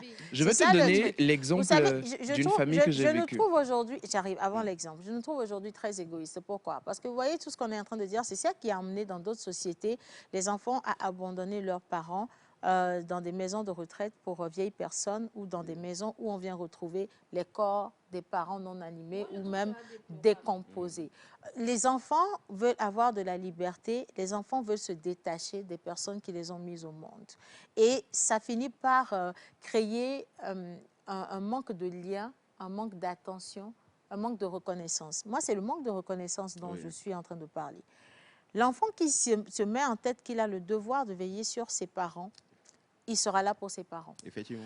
Le fait de dire le parent ne doit pas attendre d'un enfant, c'est bien. Je ne crois pas non plus que dans la vie d'un parent, ce soit agréable ou onéreux de venir demander, de tendre la main à ton enfant. C'est difficile d'être parent. Mais le parent qui n'a pas la possibilité d'aller voir ailleurs, si ton père ne te demande pas, il va demander à qui? Je dis ça parce que il m'est arrivé quand moi j'ai eu mon premier boulot. J'ai eu mon premier boulot, j'étais payé 40 000. C'est pour ça que je dis, tu as trop été payé même. J'étais payé 40 000. 40 000, ça gérait à peine mon déplacement pour aller au boulot et revenir. Tu manges même pas un jour, dedans. je ne mange, tu sais, ma vie, j'étais chétive. Hein? Tu sens que je sacrifiais le côté manger. Truc. Maintenant, qu'est-ce qui s'est passé? Un jour, mon père m'a appelé, mon père m'a dit, tu as commencé à travailler. Il faut, un, que tu te prennes en charge. Et de deux, il faut que tu nous envoies de l'argent à la fin du mois. Mais c'est la vie de mon père. Il a le droit de demander. Il a le droit, en fait, c'est ce que je dis, il a le droit de me demander de leur venir en aide. Je ne considère pas ça comme quelqu'un qui vient pour m'appauvrir. Mon père est un homme très, il a beaucoup de fierté.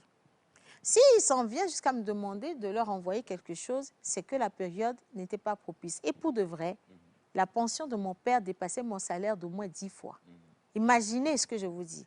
Mais mon père, qui ne touchait pas sa pension dans la période, m'a demandé que je leur vienne en aide. C'est vrai, en ce temps, il ne connaissait pas combien je gagnais. Et pour vous dire, j'ai pris le sujet exactement comme vous. Ça m'a offusqué. J'ai été blessée. J'ai dit, comment mon père, qui a fait toute sa vie, qui a conduit les plus grandes voitures, qui vit aujourd'hui dans sa maison, va me demander à moi de lui envoyer de l'argent sur ce que je gagne à la fin du mois, alors que j'ai même envie de retourner leur demander encore de l'argent des fois. C'est ce que je me suis dit en ce temps-là. Il m'a fallu du temps pour comprendre en fait que pour mon père, le fait que je lui envoie ne serait-ce même que 1000 francs est un lien tissé. En fait, il ne me demande pas de lui envoyer mon salaire. Mais il voudrait qu'à la fin de chaque mois, je me rappelle de lui. Je lui envoie quelque chose. Tous ses autres enfants pouvaient lui envoyer des millions, mais mon 100 francs avait de l'importance pour mon père. Et pour moi, c'est un lien spirituel. C'est comme une prière qu'il continue de faire dans ma vie. Vous comprenez? Tout à fait d'accord. Et donc, dans ce sens-là, je dis que mon père, il a bien fait de m'obliger à lui envoyer cet argent. Parce que c'est grâce à ces prières que je suis partie de 40 000 pour 200 000, de 200 000 à 500 000 et de 500 000 à 1 million, ainsi de suite. C'est comme ça. Et je ne peux pas avoir mal en temps normal que mon père exige que je lui envoie de l'argent. Mais aujourd'hui, dans notre famille, dans notre société, nous avons mal quand nos parents nous demandent quelque chose. Et quand ils demandent à une fréquence, on commence à parler mal d'eux. On commence à dire des choses qui ne sont pas normales. On ose lever le ton des fois sur nos parents. Parce qu'on se donne la liberté de le faire ou de ne pas le faire. Parce qu'on ne veut plus se rappeler que ce sont des gens qui se sont sacrifiés pour nous. Ils se sont sacrifiés.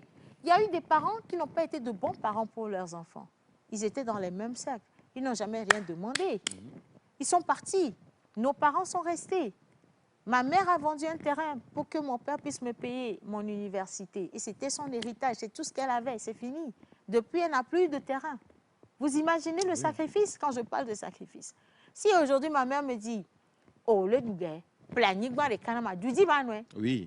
Et dudi manwe. Normal. Sauf que dans ma situation, vous avez aussi des jeunes comme moi qui disent n'kabe nyanye ya wona ore o douagbe o voie. Yentoma ve wotonye. Alors que ces gens ont les moyens. Ça, c'est Un enfant qui fait cela. C'est pour ça que je dis ne donnons pas ce message. C'est pas Non, bon. on doit donner ce Il y a message plus des deux d'ingrats côtés. que de conscience. Et moi-même, mon message va des deux côtés. Comprendre cela, que l'enfant, les parents plutôt doivent ne pas se sentir, comment dire, intéressés par l'avenir ou bien l'argent de leur enfant. Ils ne doivent pas se dire l'enfant est dans l'obligation de le faire. Parce que enfant ne veut pas que son enfant souffre. Par exemple, le cas donc de... si je demande ton argent, je te fais souffrir. Le cas de Dame Clarisse, elle est en train de souffrir. La fille est en train de souffrir. Elle a 29 ans. Il n'y a pas d'homme qui veut d'elle parce qu'elle a pris toute la famille en charge. Quand même, c'est bien beau d'aider nos parents. C'est notre devoir de le faire. Le cas de Dame Clarisse, elle a une forte responsabilité dedans. Pourquoi? Parce que si tu sais que tes parents vont chaque fin du mois. Déjà, elle a commencé à s'aider tôt. Elle n'a pas posé les bases. Déjà, dès le parce départ. Qu'elle se dit, ma famille est dans le besoin, non, je dois le faire. Permets-moi. Maintenant, la deuxième chose, si j'ai connu une fille qui m'a raconté son histoire. Elle est venue vers moi, m'a raconté. Elle a une histoire similaire. Elle dit, Océane, ça fait des années que je fais des tontines pour aider mes parents. Ça veut dire qu'elle vit sur des dettes. Pour aider mes parents. Et l'inflation qui Pourquoi est-ce qu'elle fait des tontines? Parce que son papa lui dit, on a une boutique, je veux relever la boutique, ça va nous aider à subvenir aux besoins. Cette fille est allée faire une tontine de, je crois, pratiquement 1 million 500 000. Alors qu'elle venait à peine de sortir de l'école, elle a trouvé un petit boulot, elle s'est sacrifiée, elle a fait la tontine, elle a apporté l'argent, elle a remis à son père. Qu'est-ce que son père lui a dit? Ok, comme tu investis dans le business familial, tu viendras prendre ton intérêt à la fin de chaque mois. Pendant 2 ans, elle n'a rien vu. Rien. Mais au bout de la 3e année, le papa est revenu la voir pour lui dire, tu sais ce que tu nous as remis. Et elle continuait de payer. Hein. Elle a tout payé. Elle a donné l'argent. Au bout de la 3e année, le papa est venu la voir pour lui dire, tu sais, tu nous as aidés, je sais, mais malheureusement, quand on a investi dans la boutique, le business n'a pas marché. Et cette fille, elle se sent contrainte d'aider ses parents, mais de quelle manière cette fois-ci? Elle doit choisir un autre Pourquoi je donne son exemple? Je l'ai trouvée très intelligente. Je l'ai trouvée intelligente sur la base de l'action qu'elle a posée. C'est-à-dire, elle a investi dans quelque chose pour que les parents soient indépendants. Là, ce sont les parents qui n'ont pas été bien, ils n'ont pas géré. Elle a fait ça. Dans le cas de Clarisse, qu'est-ce qu'elle a semé pour leur permettre de récolter eux-mêmes? Si tu attends, quelqu'un vient te dire, Eugène, donne-moi 1000 francs, tu donnes. Demain, donne-moi 2000, tu donnes. Un an après, donne-moi 5000, tu donnes. Et qu'au bout de la 3e année, tu dis à la personne, va chercher. Le problème, c'est qu'à chaque fois que je te donne 1000 francs, ça m'empêche d'économiser pour avoir 5000. Donc, je ne peux pas. Quand on te demande 1000 francs, tu donnes 200. Si on te donne 1000 francs, donne 100 francs. Voilà, pour montrer que tu n'as pas. Si on te demande 1000 francs, donne 100 francs. J'ai dit à la base, je ne peux pas donner la totalité de ce que moi j'ai. Oui, bien sûr. Tu ne donnes que ce que tu as. Oui, une petite partie de ce que moi j'ai. Ça ne doit pas devenir un poids, ça ne doit pas devenir une charge. En fait, je pense que resituons la chose dans ce sens où je dis que ceux qui nous suivent doivent comprendre que nous sommes en train de parler des extrêmes. Je dois aider ma famille, je dois leur venir en aide, mais dans la capacité ou à la hauteur de mes capacités ou de mes moyens, et 2, je ne pourrai pas continuellement le faire. Je te resitue dans ce contexte-là. Une mère célibataire qui a élevé ses 2 garçons, elle vendait ce qu'elle pouvait. Le matin, elle vend Imolou, le soir, elle vend Coliko, après, elle vend Coco. En fait, c'est comme ça qu'elle a élevé ces 2 garçons jusqu'à ils ont grandi, ils ont fait l'université. Et c'est le grand frère qui a été le premier à trouver du boulot. Et ce grand frère a tout de suite commencé par aider la famille comme il pouvait pendant que son petit frère était encore au lycée. Tenez-vous bien, plus tard, quelques années après, le petit frère finit son université, il ne trouve pas encore de boulot et la maman a un fibrome. Mais ils n'ont pas vite découvert ça. Donc, lorsqu'ils ont découvert ça, c'était à un stade très avancé. Il fallait retirer même jusqu'à l'utérus. L'opération a coûté. Le grand frère est parti s'endetter pour prendre soin de sa maman. Après l'opération, elle ne pouvait plus vraiment faire des activités comme elle le faisait. Il lui a ouvert une petite boutique Pendant ce temps, le petit frère maintenant a trouvé un petit boulot. Et c'est le grand frère à partir de là qui s'occupe de toute la famille, des trois du coup. Donc de la maman, du loyer, de tout ce qu'ils vont manger à la maison, de l'électricité et même le petit déplacement de son petit frère pour aller au boulot. Des années plus tard, il reste toujours dans la maison avec ses parents. 2-3 années plus tard, un jour, en faisant du rangement, il tombe sur le bulletin de paye de son petit frère. Il se rend compte que son petit frère gagne 500 000 francs le mois. Merci là-bas. Ça, c'est autre chose.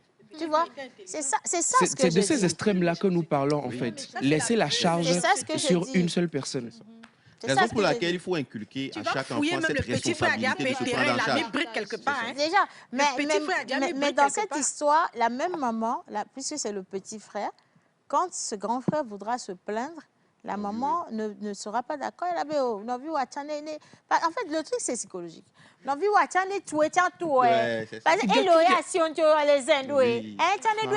tu vois. Et finalement, les enfants ne font que souffrir. De s'endetter pour plaire aux autres. Parce qu'il faut être réaliste. Il faut être réaliste. Je ne vais pas aller m'endetter pour plaire aux autres. Si c'est vraiment, s'il s'agit d'une aide, tu sauras que je ne peux donner que ce que j'ai, quoi. Mais ma mère ne va pas me demander, je veux 10 millions. On ne peut pas me demander aujourd'hui 10 millions parce que tu sais que je n'ai pas 10 millions. Je vais aller m'endetter pour trouver ces 10 millions. Au même moment, ton parent peut croire en toi. En fait. S'il croit en moi, c'est autre chose. Oui, c'est autre chose. Moi, je sais que si je demande... Tape sur ta poche, sors-moi 500 000 tout de suite, c'est rien. C'est quand même mon enfant. Oui, c'est ton enfant, mais est-ce que ton enfant est capable? Justement. Monsieur Médard, il y a des enfants qui ne sont pas justement capables, mais pour l'amour qu'ils ont pour leur mère, pour ce qu'ils ont vu leur mère faire, ils vont se sacrifier. Ils vont aller dire que non, je vais tout faire pour le trouver. Non, pardon? Il y en a plein qui volent. Oui. Ah bon, il y a d'autres aussi justement qui vont aller voler. Je ne suis peut-être pas d'accord avec vous. Je n'étais pas d'accord avec vous pour la première partie, mais cette partie, elle est importante pour moi. Pourquoi? Parce que certains parents aussi sont dans le véritable abus. Certains parents sont dans le véritable abus. Aujourd'hui, vous avez beaucoup de jeunes filles qui sont en train de gérer le phénomène de gérer busy là, à cause des parents. Et vous avez beaucoup de jeunes hommes qui se retrouvent aussi dans des situations vraiment bizarres à cause de ça. Parce que le parent oublie sa responsabilité de père ou de mère et demande à l'enfant, va chercher, tu ramènes. Et ça me choque. Ça me choque vraiment. J'ai participé à une activité des jeunes une fois et il y avait une dame parmi nous. Les enfants ont dit, si mon parent, on avait des enfants, des jeunes de quoi, 13 ans jusqu'à 17 ans. Et la jeune fille qui a pris la parole, elle avait à peine 15 ans. Elle dit, si mes parents me demandent d'aller chercher de l'argent, madame, qu'est-ce que je vais faire dans ce cas? En parlant d'activité, qu'est-ce que vous pouvez me conseiller comme activité pour gagner de l'argent et ramener à la maison? La dame a dit, c'est une dame d'un certain âge, elle a dit à l'enfant, si tes parents te demandent d'aller chercher de l'argent, pourquoi tu vas faire la compagnie des hommes? On m'avait sassi, la cimère. Tu ne peux pas aller vendre de l'eau glacée au marché. Et ça m'a tellement choquée. Je me suis retournée, j'ai regardé la dame, j'ai dit, vous allez m'excuser. Mais une petite fille de 14 ou 15 ans n'a même pas à aller vendre de l'eau au marché parce que c'est la responsabilité de ses parents. Elle doit être sur les bancs d'école. Elle va faire quoi avec une bassine sur la tête au marché? Ce n'est pas comme ça. Et ça, ce langage que la dame, elle a tenu ce langage de manière tellement naturelle, tellement normale que vous imaginez un tout petit peu comment ça peut se passer dans la tête des personnes qui réfléchissent comme elle. Ce sont ces personnes qui envoient les jeunes filles chercher de l'argent à 13 ans, à 14 ans, à 15 ans. On doit inculquer cette valeur maintenant à ses parents, ou bien les parents d'investir sur eux-mêmes aussi.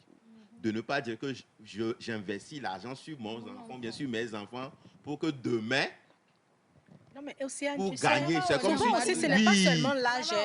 Je vais vous expliquer un truc. C'est ça, parce que ce sont les parents aujourd'hui. J'ai une connaissance qui sortait avec un monsieur qui était assez aisé, qui prenait en charge la famille de la connaissance en question. Mais elle arrivait à un certain moment, et la connaissance, le monsieur est venu voir la maman pour dire qu'il veut épouser la fille. Il y avait eu une dispute entre eux, ils se sont séparés. Donc c'est suite à ça que le monsieur est revenu. Et la fille disait à sa maman qu'elle ne l'aime plus, elle ne veut plus retourner avec le monsieur, sans toutefois donner des détails. Et la maman insistait. Elle l'a même dit à la fille que si tu ne l'épouses pas, je ne suis plus ta maman. À cause des moyens financiers. À cause des moyens financiers. Alors que derrière, le monsieur battait la fille en question. Mais comme il était gentil avec les parents, il envoyait de l'argent tout le temps. Donc c'est un paramètre qu'elle n'a pas voulu exposer à la maman.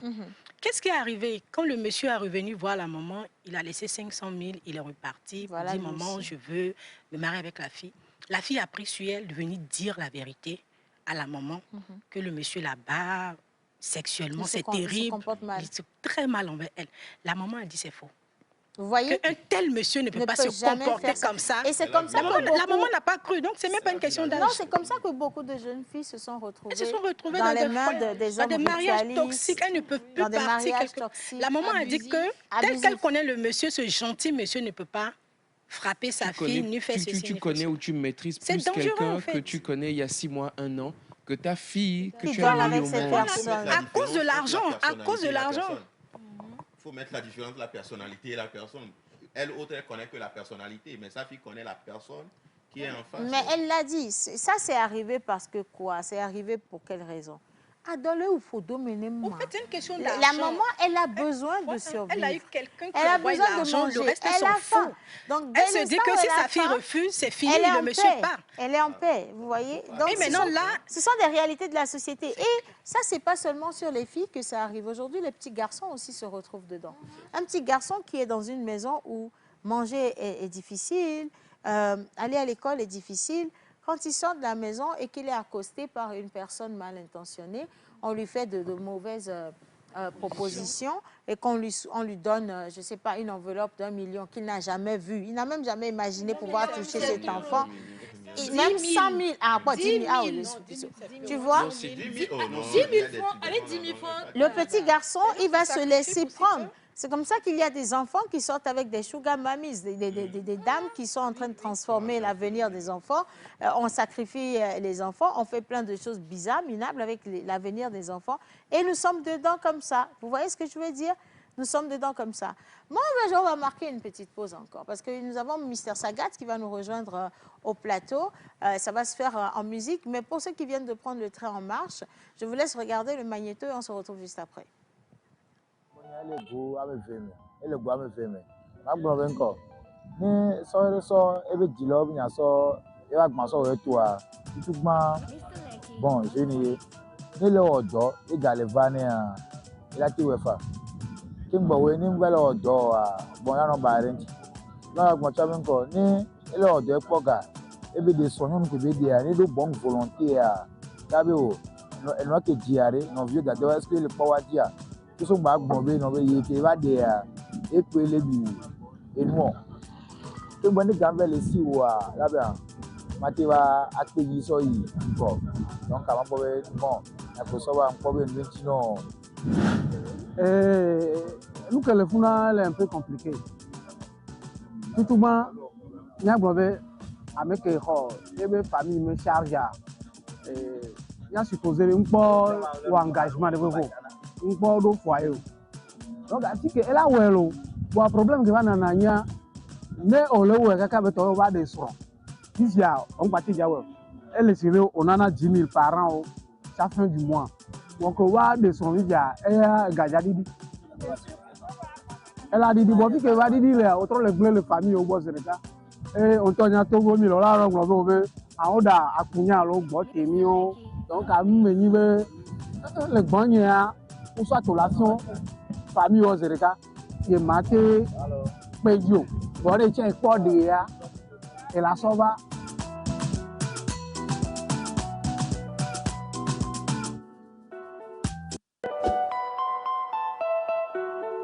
Dans de nombreuses familles, aider les siens financièrement est perçu comme un devoir naturel. Soutenir ses parents, ses frères ou ses sœurs devient une priorité dès que l'on commence à gagner sa vie. Mais à force de répondre aux besoins des autres, certains peinent à épargner, investir ou construire leur propre stabilité. Entre solidarité et autonomie, l'entraide familiale soutient-elle vraiment ou freine-t-elle l'indépendance financière? La question reste posée et fait objet de débat aujourd'hui dans la pause. Toujours avec nous, et je vais dire merci à tous mes panélistes au plateau. Nous avons été rejoints entre-temps par Mr Sagat. Sagat, tu n'as pas de micro? Mais si, il y a un micro avec les filles ici. Même ici, avec Eugène, il y a un micro. Donc, on va remettre celui-ci à... Voilà, c'est bon. Sagat, comment tu vas ce matin? Je vais super bien et toi-même? Ça va parfaitement bien. Tu suivais le débat depuis tout à l'heure là-bas. Quel est ton avis sur l'entraide familiale? Bonne chose ou mauvaise chose? Je pense que ça doit être mesuré. Ok. Tout simplement, ça doit être mesuré. Parce que avant qu'un manguier ne puisse être en mesure de donner les fruits, vous devez vraiment lui laisser le temps de pouvoir germer. Si les premières feuilles, vous commencez par couper, il ne peut pas donner l'ombre pour les fruits, en fait. Donc, ça doit être mesuré. Donc, une entraide familiale peut facilement devenir un frein à l'évolution d'un enfant. Absolument. Parfait. Je vais lire des messages des téléspectateurs parce qu'ils ont tellement envoyé de messages qu'à un moment donné, ils se fâchent, ils appellent. Ils appellent. Ne vous fâchez, j'arrive. OK. Alors, bonjour à cette émission. Bonjour. Votre équipe est la meilleure, elle est au top, véritablement, et merci de continuer ainsi. Bravo. Je m'appelle Monsieur Dianda Saïbou, burkinabé résident à Tema, au Ghana. Merci infiniment. Allez, est-ce que l'enfant peut communiquer son salaire à ses parents? Question pour vous. Cela constitue-t-il un danger ou une bénédiction? Voilà, là encore. C'est un piège. C'est un piège. C'est un piège. Il s'agit, tout dépend aussi de la famille. C'est un gros piège. piège. Les parents connaissent déjà et puis l'enfant s'est marié. Ah, maintenant. Ça devient un problème pour la belle-fille. Aux parents de savoir que maintenant tu es marié, tu as des responsabilités. Tu dois héberger la femme, tu dois prendre soin de la femme, tu as des responsabilités. En fait, même si tu n'es pas marié, les parents ne doivent pas connaître ton salaire. Ça, c'est intime quand même. Parce que c'est ça que je dis, tout dépend. Il y a des gens qui ont des parents assez réfléchis, consciencieux. Qui connaissent vraiment le salaire de leur enfant, mais tu gagnes 300 000, tu dis 100 000. Le salaire de mon enfant, c'est son salaire, c'est pas mon argent. C'est pas parce que je le sais que je vais forcément mettre mes yeux là-bas, quand même. Alors, moi, j'estime que pour le premier emploi, peut-être après l'université, quand on a 22 ans, 23 ans, peut-être 25 ans... Les parents ont besoin de savoir. Les parents ont besoin de savoir. Vous devez le leur dire parce que on ne sait pas forcément gérer l'argent. Et ça encore, ça revient. C'est pour ça que moi, j'aime les parents qui ont pris l'habitude de donner... J'aime les parents qui ont pris l'habitude de donner de l'argent de poche. Je vais te donner un exemple. Je connais quelqu'un, j'ai dit je connais quelqu'un. Voilà, je connais quelqu'un qui, quand elle a commencé à travailler, elle a commencé à gagner un salaire tournant autour de 300 350 000. Elle a dit à ses parents, je vais ouvrir un compte, je vous envoie de l'argent. Et en fait, elle le faisait indirectement pour les parents. Je vous envoie de l'argent que vous mettez dessus à la fin de chaque mois, comme ça, quand il y aura des besoins. Mais elle n'a pas dit ça directement. Mais elle savait que c'est pour les cas de besoins extrêmes. Le premier mois, elle a envoyé 50 000. Ils ont posé sur le compte. Le deuxième mois, elle a envoyé 50 000. Le troisième mois, le papa dit qu'il a des problèmes, il allait vider le compte. Quand la maman a voulu dire, non, le compte n'est pas pour nous, c'est pour notre fille, c'est devenu problème familial. C'est pour vous dire que ça dépend des parents. Oui, des parents, en fait. Ça dépend des parents, tu vois. Donc ça, c'est délicat. Je te laisse aller au bout. Non, ça, je disais que j'apprécie les parents qui donnent de l'argent de poche très tôt à leurs enfants. À partir d'une certaine classe du collège, du lycée, on dit peut-être tu as 500 francs chaque jour, donc on multiplie ça. Et à la fin du mois, on te donne ça. C'est ton argent du mois, tu gères. À partir de là, vous commencez déjà par responsabiliser financièrement votre enfant. Quand il aura son premier salaire, il saura comment gérer. Mais quand aussi, des fois, ça vient quotidiennement, c'est 500 francs par jour, c'est 1000 francs par jour, il n'apprend pas forcément à gérer parce qu'il sait que tous les jours, ça viendra. Tous les jours, ça viendra. Mais quand vous lui donnez tout et qu'au bout d'une semaine, il a fini, il sait que les 3 semaines restantes, voilà. Non, mais des fois aussi, il faut laisser les gens vivre leur propre expérience. Hein. Ça vous permet de vite grandir. Les parents ne sont pas toujours là pour vous montrer, pour vous emmener à l'éducation financière. Il y a une autre personne qui dit, vous êtes trop beau aujourd'hui sur le plateau. On va leur dire merci. Merci. Et votre sujet me plaît. De nos jours, nos mamans nous prennent pour des machines à sous. D'autres parents renient leurs enfants à cause de cela. Et donc, oui, c'est bien d'en parler. Alors, coucou la pause. Il y a des parents qui demandent à leur fille de 12 ans de leur amener quelque chose en rentrant, alors qu'ils n'ont pas donné de l'argent à leur fille. Signé Pascaline depuis Pali. Mais où est-ce que les enfants vont trouver de l'argent? 12 ans. Non, c'est la vérité. Non, c'est une réalité. Moi, j'ai vécu avec un membre de ma famille. Est-ce que les parents se posent des questions? L'enfant va aller prendre l'argent là où vous êtes censés être les parents. Ça, c'est du... Vous allez m'excuser. C'est du proxénétisme. C'est du proxénétisme. C'est une manière indirecte d'envoyer l'enfant à aller se vendre, surtout les filles, à de la débauche. Parce qu'on sait consciemment, on a conscience que l'enfant en sortant de la maison n'a pas de l'argent. Mais si l'enfant ramène de l'argent à la maison, forcément, c'est un homme qui lui a donné. Parce qu'elle n'a pas la possibilité d'aller travailler. Qui va donner du boulot à un enfant de 12 ans? Ça peut arriver. Ça peut arriver. Et c'est mais interdit par quelle la est loi la déjà. proportion que ça puisse arriver? Véritablement, quelle est la statistique que ça puisse arriver? À quel moment tu te demandes à un enfant de 12 ans de te ramener te ramener. quelque chose? Et puis, il y a même des cas où la mère dit à l'enfant, ah, ok, non, il y a pourtant m'a appelé hamburger. Oui. L'enfant va trouver le hamburger là où? Avec quel argent? Oui, mais déjà, on est à Poutan, quand il y a la Poutan. Voilà. Moi, j'ai dit à un membre de ma famille, j'avais 17 ans, et je me plaignais, tu vois. Je disais, il y a un monsieur qui me fait la cour, il est derrière moi tout le temps. Et tu sais que quand une jeune fille vient te dire, il y a quelqu'un qui me fait la cour, en fait, c'est parce qu'elle veut des conseils. Elle veut se sentir proche. Voilà, c'est ça. Mais quand la personne a écouté, la personne m'a demandé, j'ai dit, c'est un banquier, mi vovo. C'est ça. Voilà la mentalité. Direct, d'accord. C'est un banquier, mi vovo. Tu as délivré toute la famille de la pauvreté. Déjà, la question même de... un jour, il y avait un autre jeune homme qui me faisait aussi des avances. Lui, il était au chômage. Si lui n'a rien, c'est fini pour lui. Il était au chômage. Donc, la personne me demande, le jeune homme qui vient ici 2 jours là. Le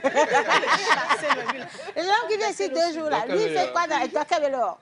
J'ai dit, non, tu sais, c'est un jeune entrepreneur, il se débrouille dans la vie et tout ça. Et donc, la personne lui va, la personne va vers le jeune homme et lui dit, tu sais, j'ai besoin de 5 000.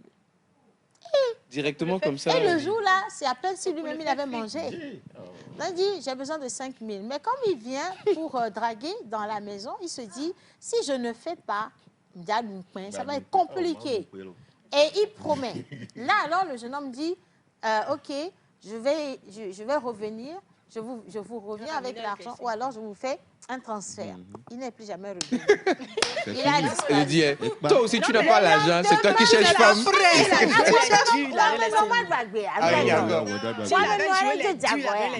Le lendemain, maintenant, la personne se lève, la personne m'appelle, la personne me dit, j'ai dit non. Et la personne me dit, non, mais si c'était jouer les durs, il a donné les 5 000, ils vont lui demander 10 000. Parce que c'est pour les chasser, au fait. Donc, tous les mois étaient bons pour les chasser. Et j'ai une cousine qui a perdu un monsieur comme ça. C'est pour ça que je comprends quelque part Clarisse. Elle a perdu un monsieur comme ça. Le monsieur, il était douanier. Ils étaient ensemble, ils étaient vraiment en couple. Mais la cousine habitait avec un autre membre de notre famille. Le monsieur, à la fin de chaque mois, il fait le ravitaillement, il ramène des vivres. Vous savez, c'est douanier. Oui. Douanier d'antan, pas douanier d'aujourd'hui. Il ramène des vivres. Mais c'est un choc. Il ramène des sacs, des bidons, il ramène des vivres. Chaque fois. Et un jour, la personne demande... erreur, tu vois, erreur. La personne demande le numéro du monsieur à sa petite sœur. Je veux remercier ton tonton. Et la petite sœur, toute contente, se dit, ça va consolider les liens, qui donne le numéro. Alors qu'en réalité, cette personne appelait le monsieur pour lui demander quoi? De l'argent. Amere kulo. Il a dit, tu as un ami. Mais que quoi, tu as mis ma meolo. Voilà, dit, tu as. Donc, la personne demande, tu vois, demande de l'argent comme ça au monsieur 1 fois, 2 fois, 3 fois. C'est fini. Et le monsieur, il a disparu comme ça. Il n'a même pas dit, normalement, une fois que tu disparais, il a laissé jusqu'à 3 fois, il est généreux. Et notre cousine, elle a fait une dépression monstre parce que c'est ce monsieur qui était dans sa vie en ce temps-là. Bref, je ne vais pas rentrer, c'était son soutien. Elle a fait une dépression. C'est pour vous dire, les parents qui font ça, là, vous aussi, là, vous êtes des irresponsables. Ça, c'est de l'irresponsabilité. C'est pour ça qu'aujourd'hui, il y a plein de jeunes filles qui tombent dans les mains des ritualistes. Après, vous allez entendre que on a coupé, je ne sais pas quelle partie à quelqu'un, on a retrouvé un cadavre, ainsi de suite, parce que la petite sortait à 15 ans de chez vous, habillée de manière sexy. Vous aviez conscience que, voilà, vous saviez où elle partait. Il n'y a pas que les parents. Il faut aussi aborder la question des pasteurs. Les pasteurs aussi, on va chercher l'argent maintenant. Ah bon? Vous n'allez pas laisser ça, ça je là. ne maîtrise pas. Il faut développer. Oui, c'est nouveau. Oui, et c'est vrai. Non, vas-y, développe, je veux savoir. C'est vrai, en fait. Aujourd'hui, les hommes de Dieu te demandent de l'argent. Certains hommes de Dieu. En fait. J'ai dit les hommes de Dieu, je n'ai pas dit tout. Et c'est ce qu'ils font en fait. passer dans, ils font passer ça par offrande, c'est ça? Tu payes pas les dîmes, on t'appelle. Pourquoi est-ce que tu n'as pas payé la dîme? Tu ne payes pas les offrandes, on t'appelle en fait. On veut juste t'aider à être bon aux yeux de Dieu. C'est faux. Et puis déjà, en fait, ils enseignent même pas aux gens comment faire pour pouvoir payer la dîme. Bon, ça encore, c'est un autre Comment débat. faire pour pouvoir gagner l'argent? Gagner l'argent et tout. Et même la dîme aussi. On ne paye pas la dîme. Comment est-ce qu'on présente ça à l'église en fait? Tu vois? Donc aujourd'hui, il y a beaucoup de jeunes qui sont acculés par cela en fait. D'accord? Donc c'est quelque chose aussi qu'il faut quand même pouvoir interpeller. On n'a pas dit que quand tu es homme de Dieu, tu ne dois pas travailler. Il faut aller soulever les sacs de ciment, un tu peux pasteur devrait intercéder. gagner son salaire à la fin du mois. Je vais lire quelques interventions. Bonsoir à tous. Vous êtes très jolis, mais un parent qui n'a pas joué sa responsabilité dans la vie de l'enfant, ce parent n'a pas le droit de bénéficier de l'aide de cet enfant. Le champ n'est pas entretenu, on ne récolte pas la semence. Moi-même qui vous parle, mes parents n'ont jamais payé mon écolage. Je parle de ma mère et de mon père, du coup, j'ai souffert. Même, j'ai réussi le concours de l'enseignement. J'ai demandé un prêt de 200 000 à ma mère que je sais qu'elle peut me donner en plus, et même plus que ça. Et elle m'a dit qu'elle n'en avait pas. Moi, si ma grand-mère, la mère de mon père, celle qui m'a adoptée, me demande de l'aide, je vais courir, lui en apporter. Mais j'appuie bien. Mais si c'est ma mère, je ne peux pas le faire. Du coup, les deux qui m'ont amené dans la vie ne m'ont pas aidé moi. Moi aussi, je ne les aiderai pas. Votre émission me fait rappeler mon histoire. Ne pleurez pas. Tout va bien. Nous sommes juste dans un débat. Bonsoir à tous. Bonsoir. Bonne émission. Que Dieu nous protège, s'il vous plaît. J'aimerais parler avec vous hors antenne. D'accord. Après l'émission, ça pourra se faire. Peut-être que ça, c'est le prochain sujet qu'on est en train d'avoir indirectement comme ça. Merci pour l'émission. C'est une obligation pour les enfants d'honorer les parents. Mais les parents ne devraient pas s'attendre à ça, pour revenir sur ce que vous disiez. Est-ce que vous pouvez me donner le numéro de l'ONG qui s'occupe des enfants en situation de rue? Je vais vous l'envoyer également à la fin de l'émission. Bonjour à tous. Bonjour. Félicitations à vous pour l'émission. Pour le thème, aider ses parents, c'est une bonne chose. Si et seulement si on en a les moyens. La famille est sacrée et donc je suis Togbe Sa la Majesté. Attends, je suis Togbe Sa Majesté le Roi. Ok. Merci Togbe. La question doit être, est-ce qu'on doit dire son salaire aux parents? La réponse, c'est non. Mais peut-être dire son salaire aux parents. Ma réponse, c'est oui. On peut ou pas, selon le comportement des parents vis-à-vis des questions de sous. Voilà, on poursuit. Bonjour à tous. Bonjour. Je suis vraiment très contente de votre émission parce que ma femme passe tout son temps à vous suivre chaque jour, à vous... Ah, j'ai du mal, je ne sais pas ce qui est écrit. Sur le téléphone, il y a aussi des ratures. Le message vient du Cameroun, mais j'ai pas. En tout cas, c'est positif. C'est juste que j'ai pas pu déchiffrer. Bonjour le Togo. Bonjour. Le premier salaire, selon moi, je vais envoyer la moitié pour le sacrifice. Pour le reste des mois, je gère avec mes petites dépenses. Cela ne signifie pas que je vais les oublier. Et le message est signé Étienne depuis Anéhor. Merci Étienne. Bien, alors bonsoir à vous. J'ai une question pour tous. De ma naissance jusqu'à ce jour, mon école était toujours loin des autres enfants. Genre, j'étais le zéro aux yeux de papa. Aujourd'hui, je suis quelque chose et les autres zéro. Comme quoi, le dernier sera le premier et le premier le dernier.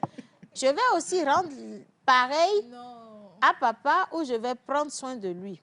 C'est mon papa, oui, mais j'ai failli me suicider à cause de ce que je suis en train de vous raconter, à cause de ce que j'ai subi. de lui et essayez de pardonner. Ne pas donner est-il un péché? Ça, c'est une vraie question. Ouais, au fait, là... Est-ce qu'on a été un parent qui n'a pas été là? En fait, vous êtes un enfant.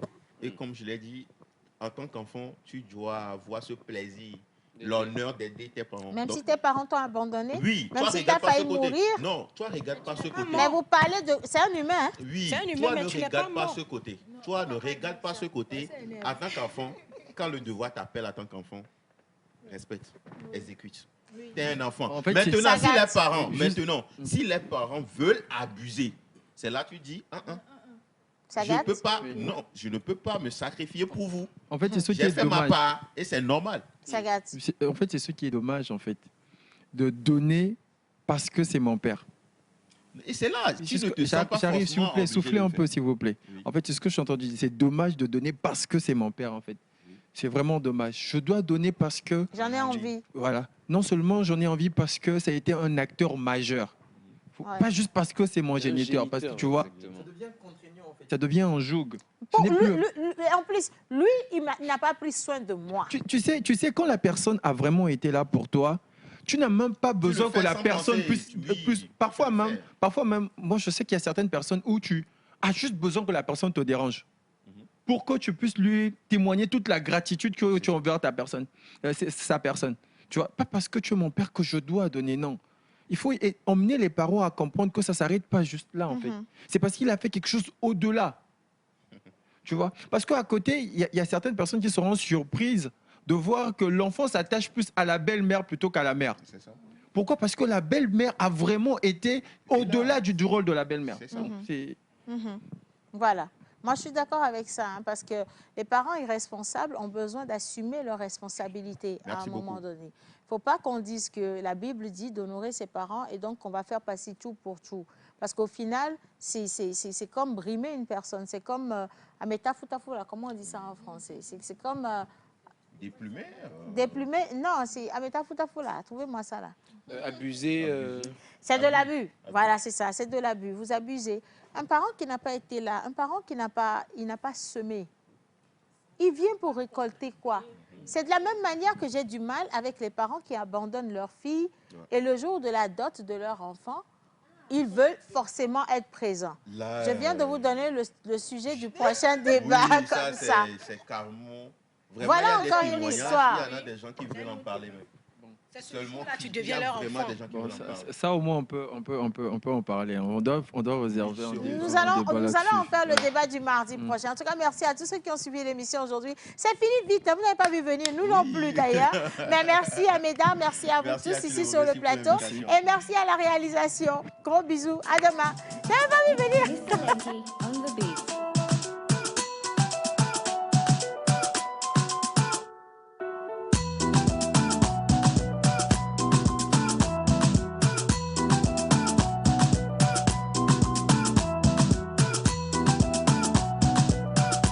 La pause, votre rendez-vous bonheur à midi.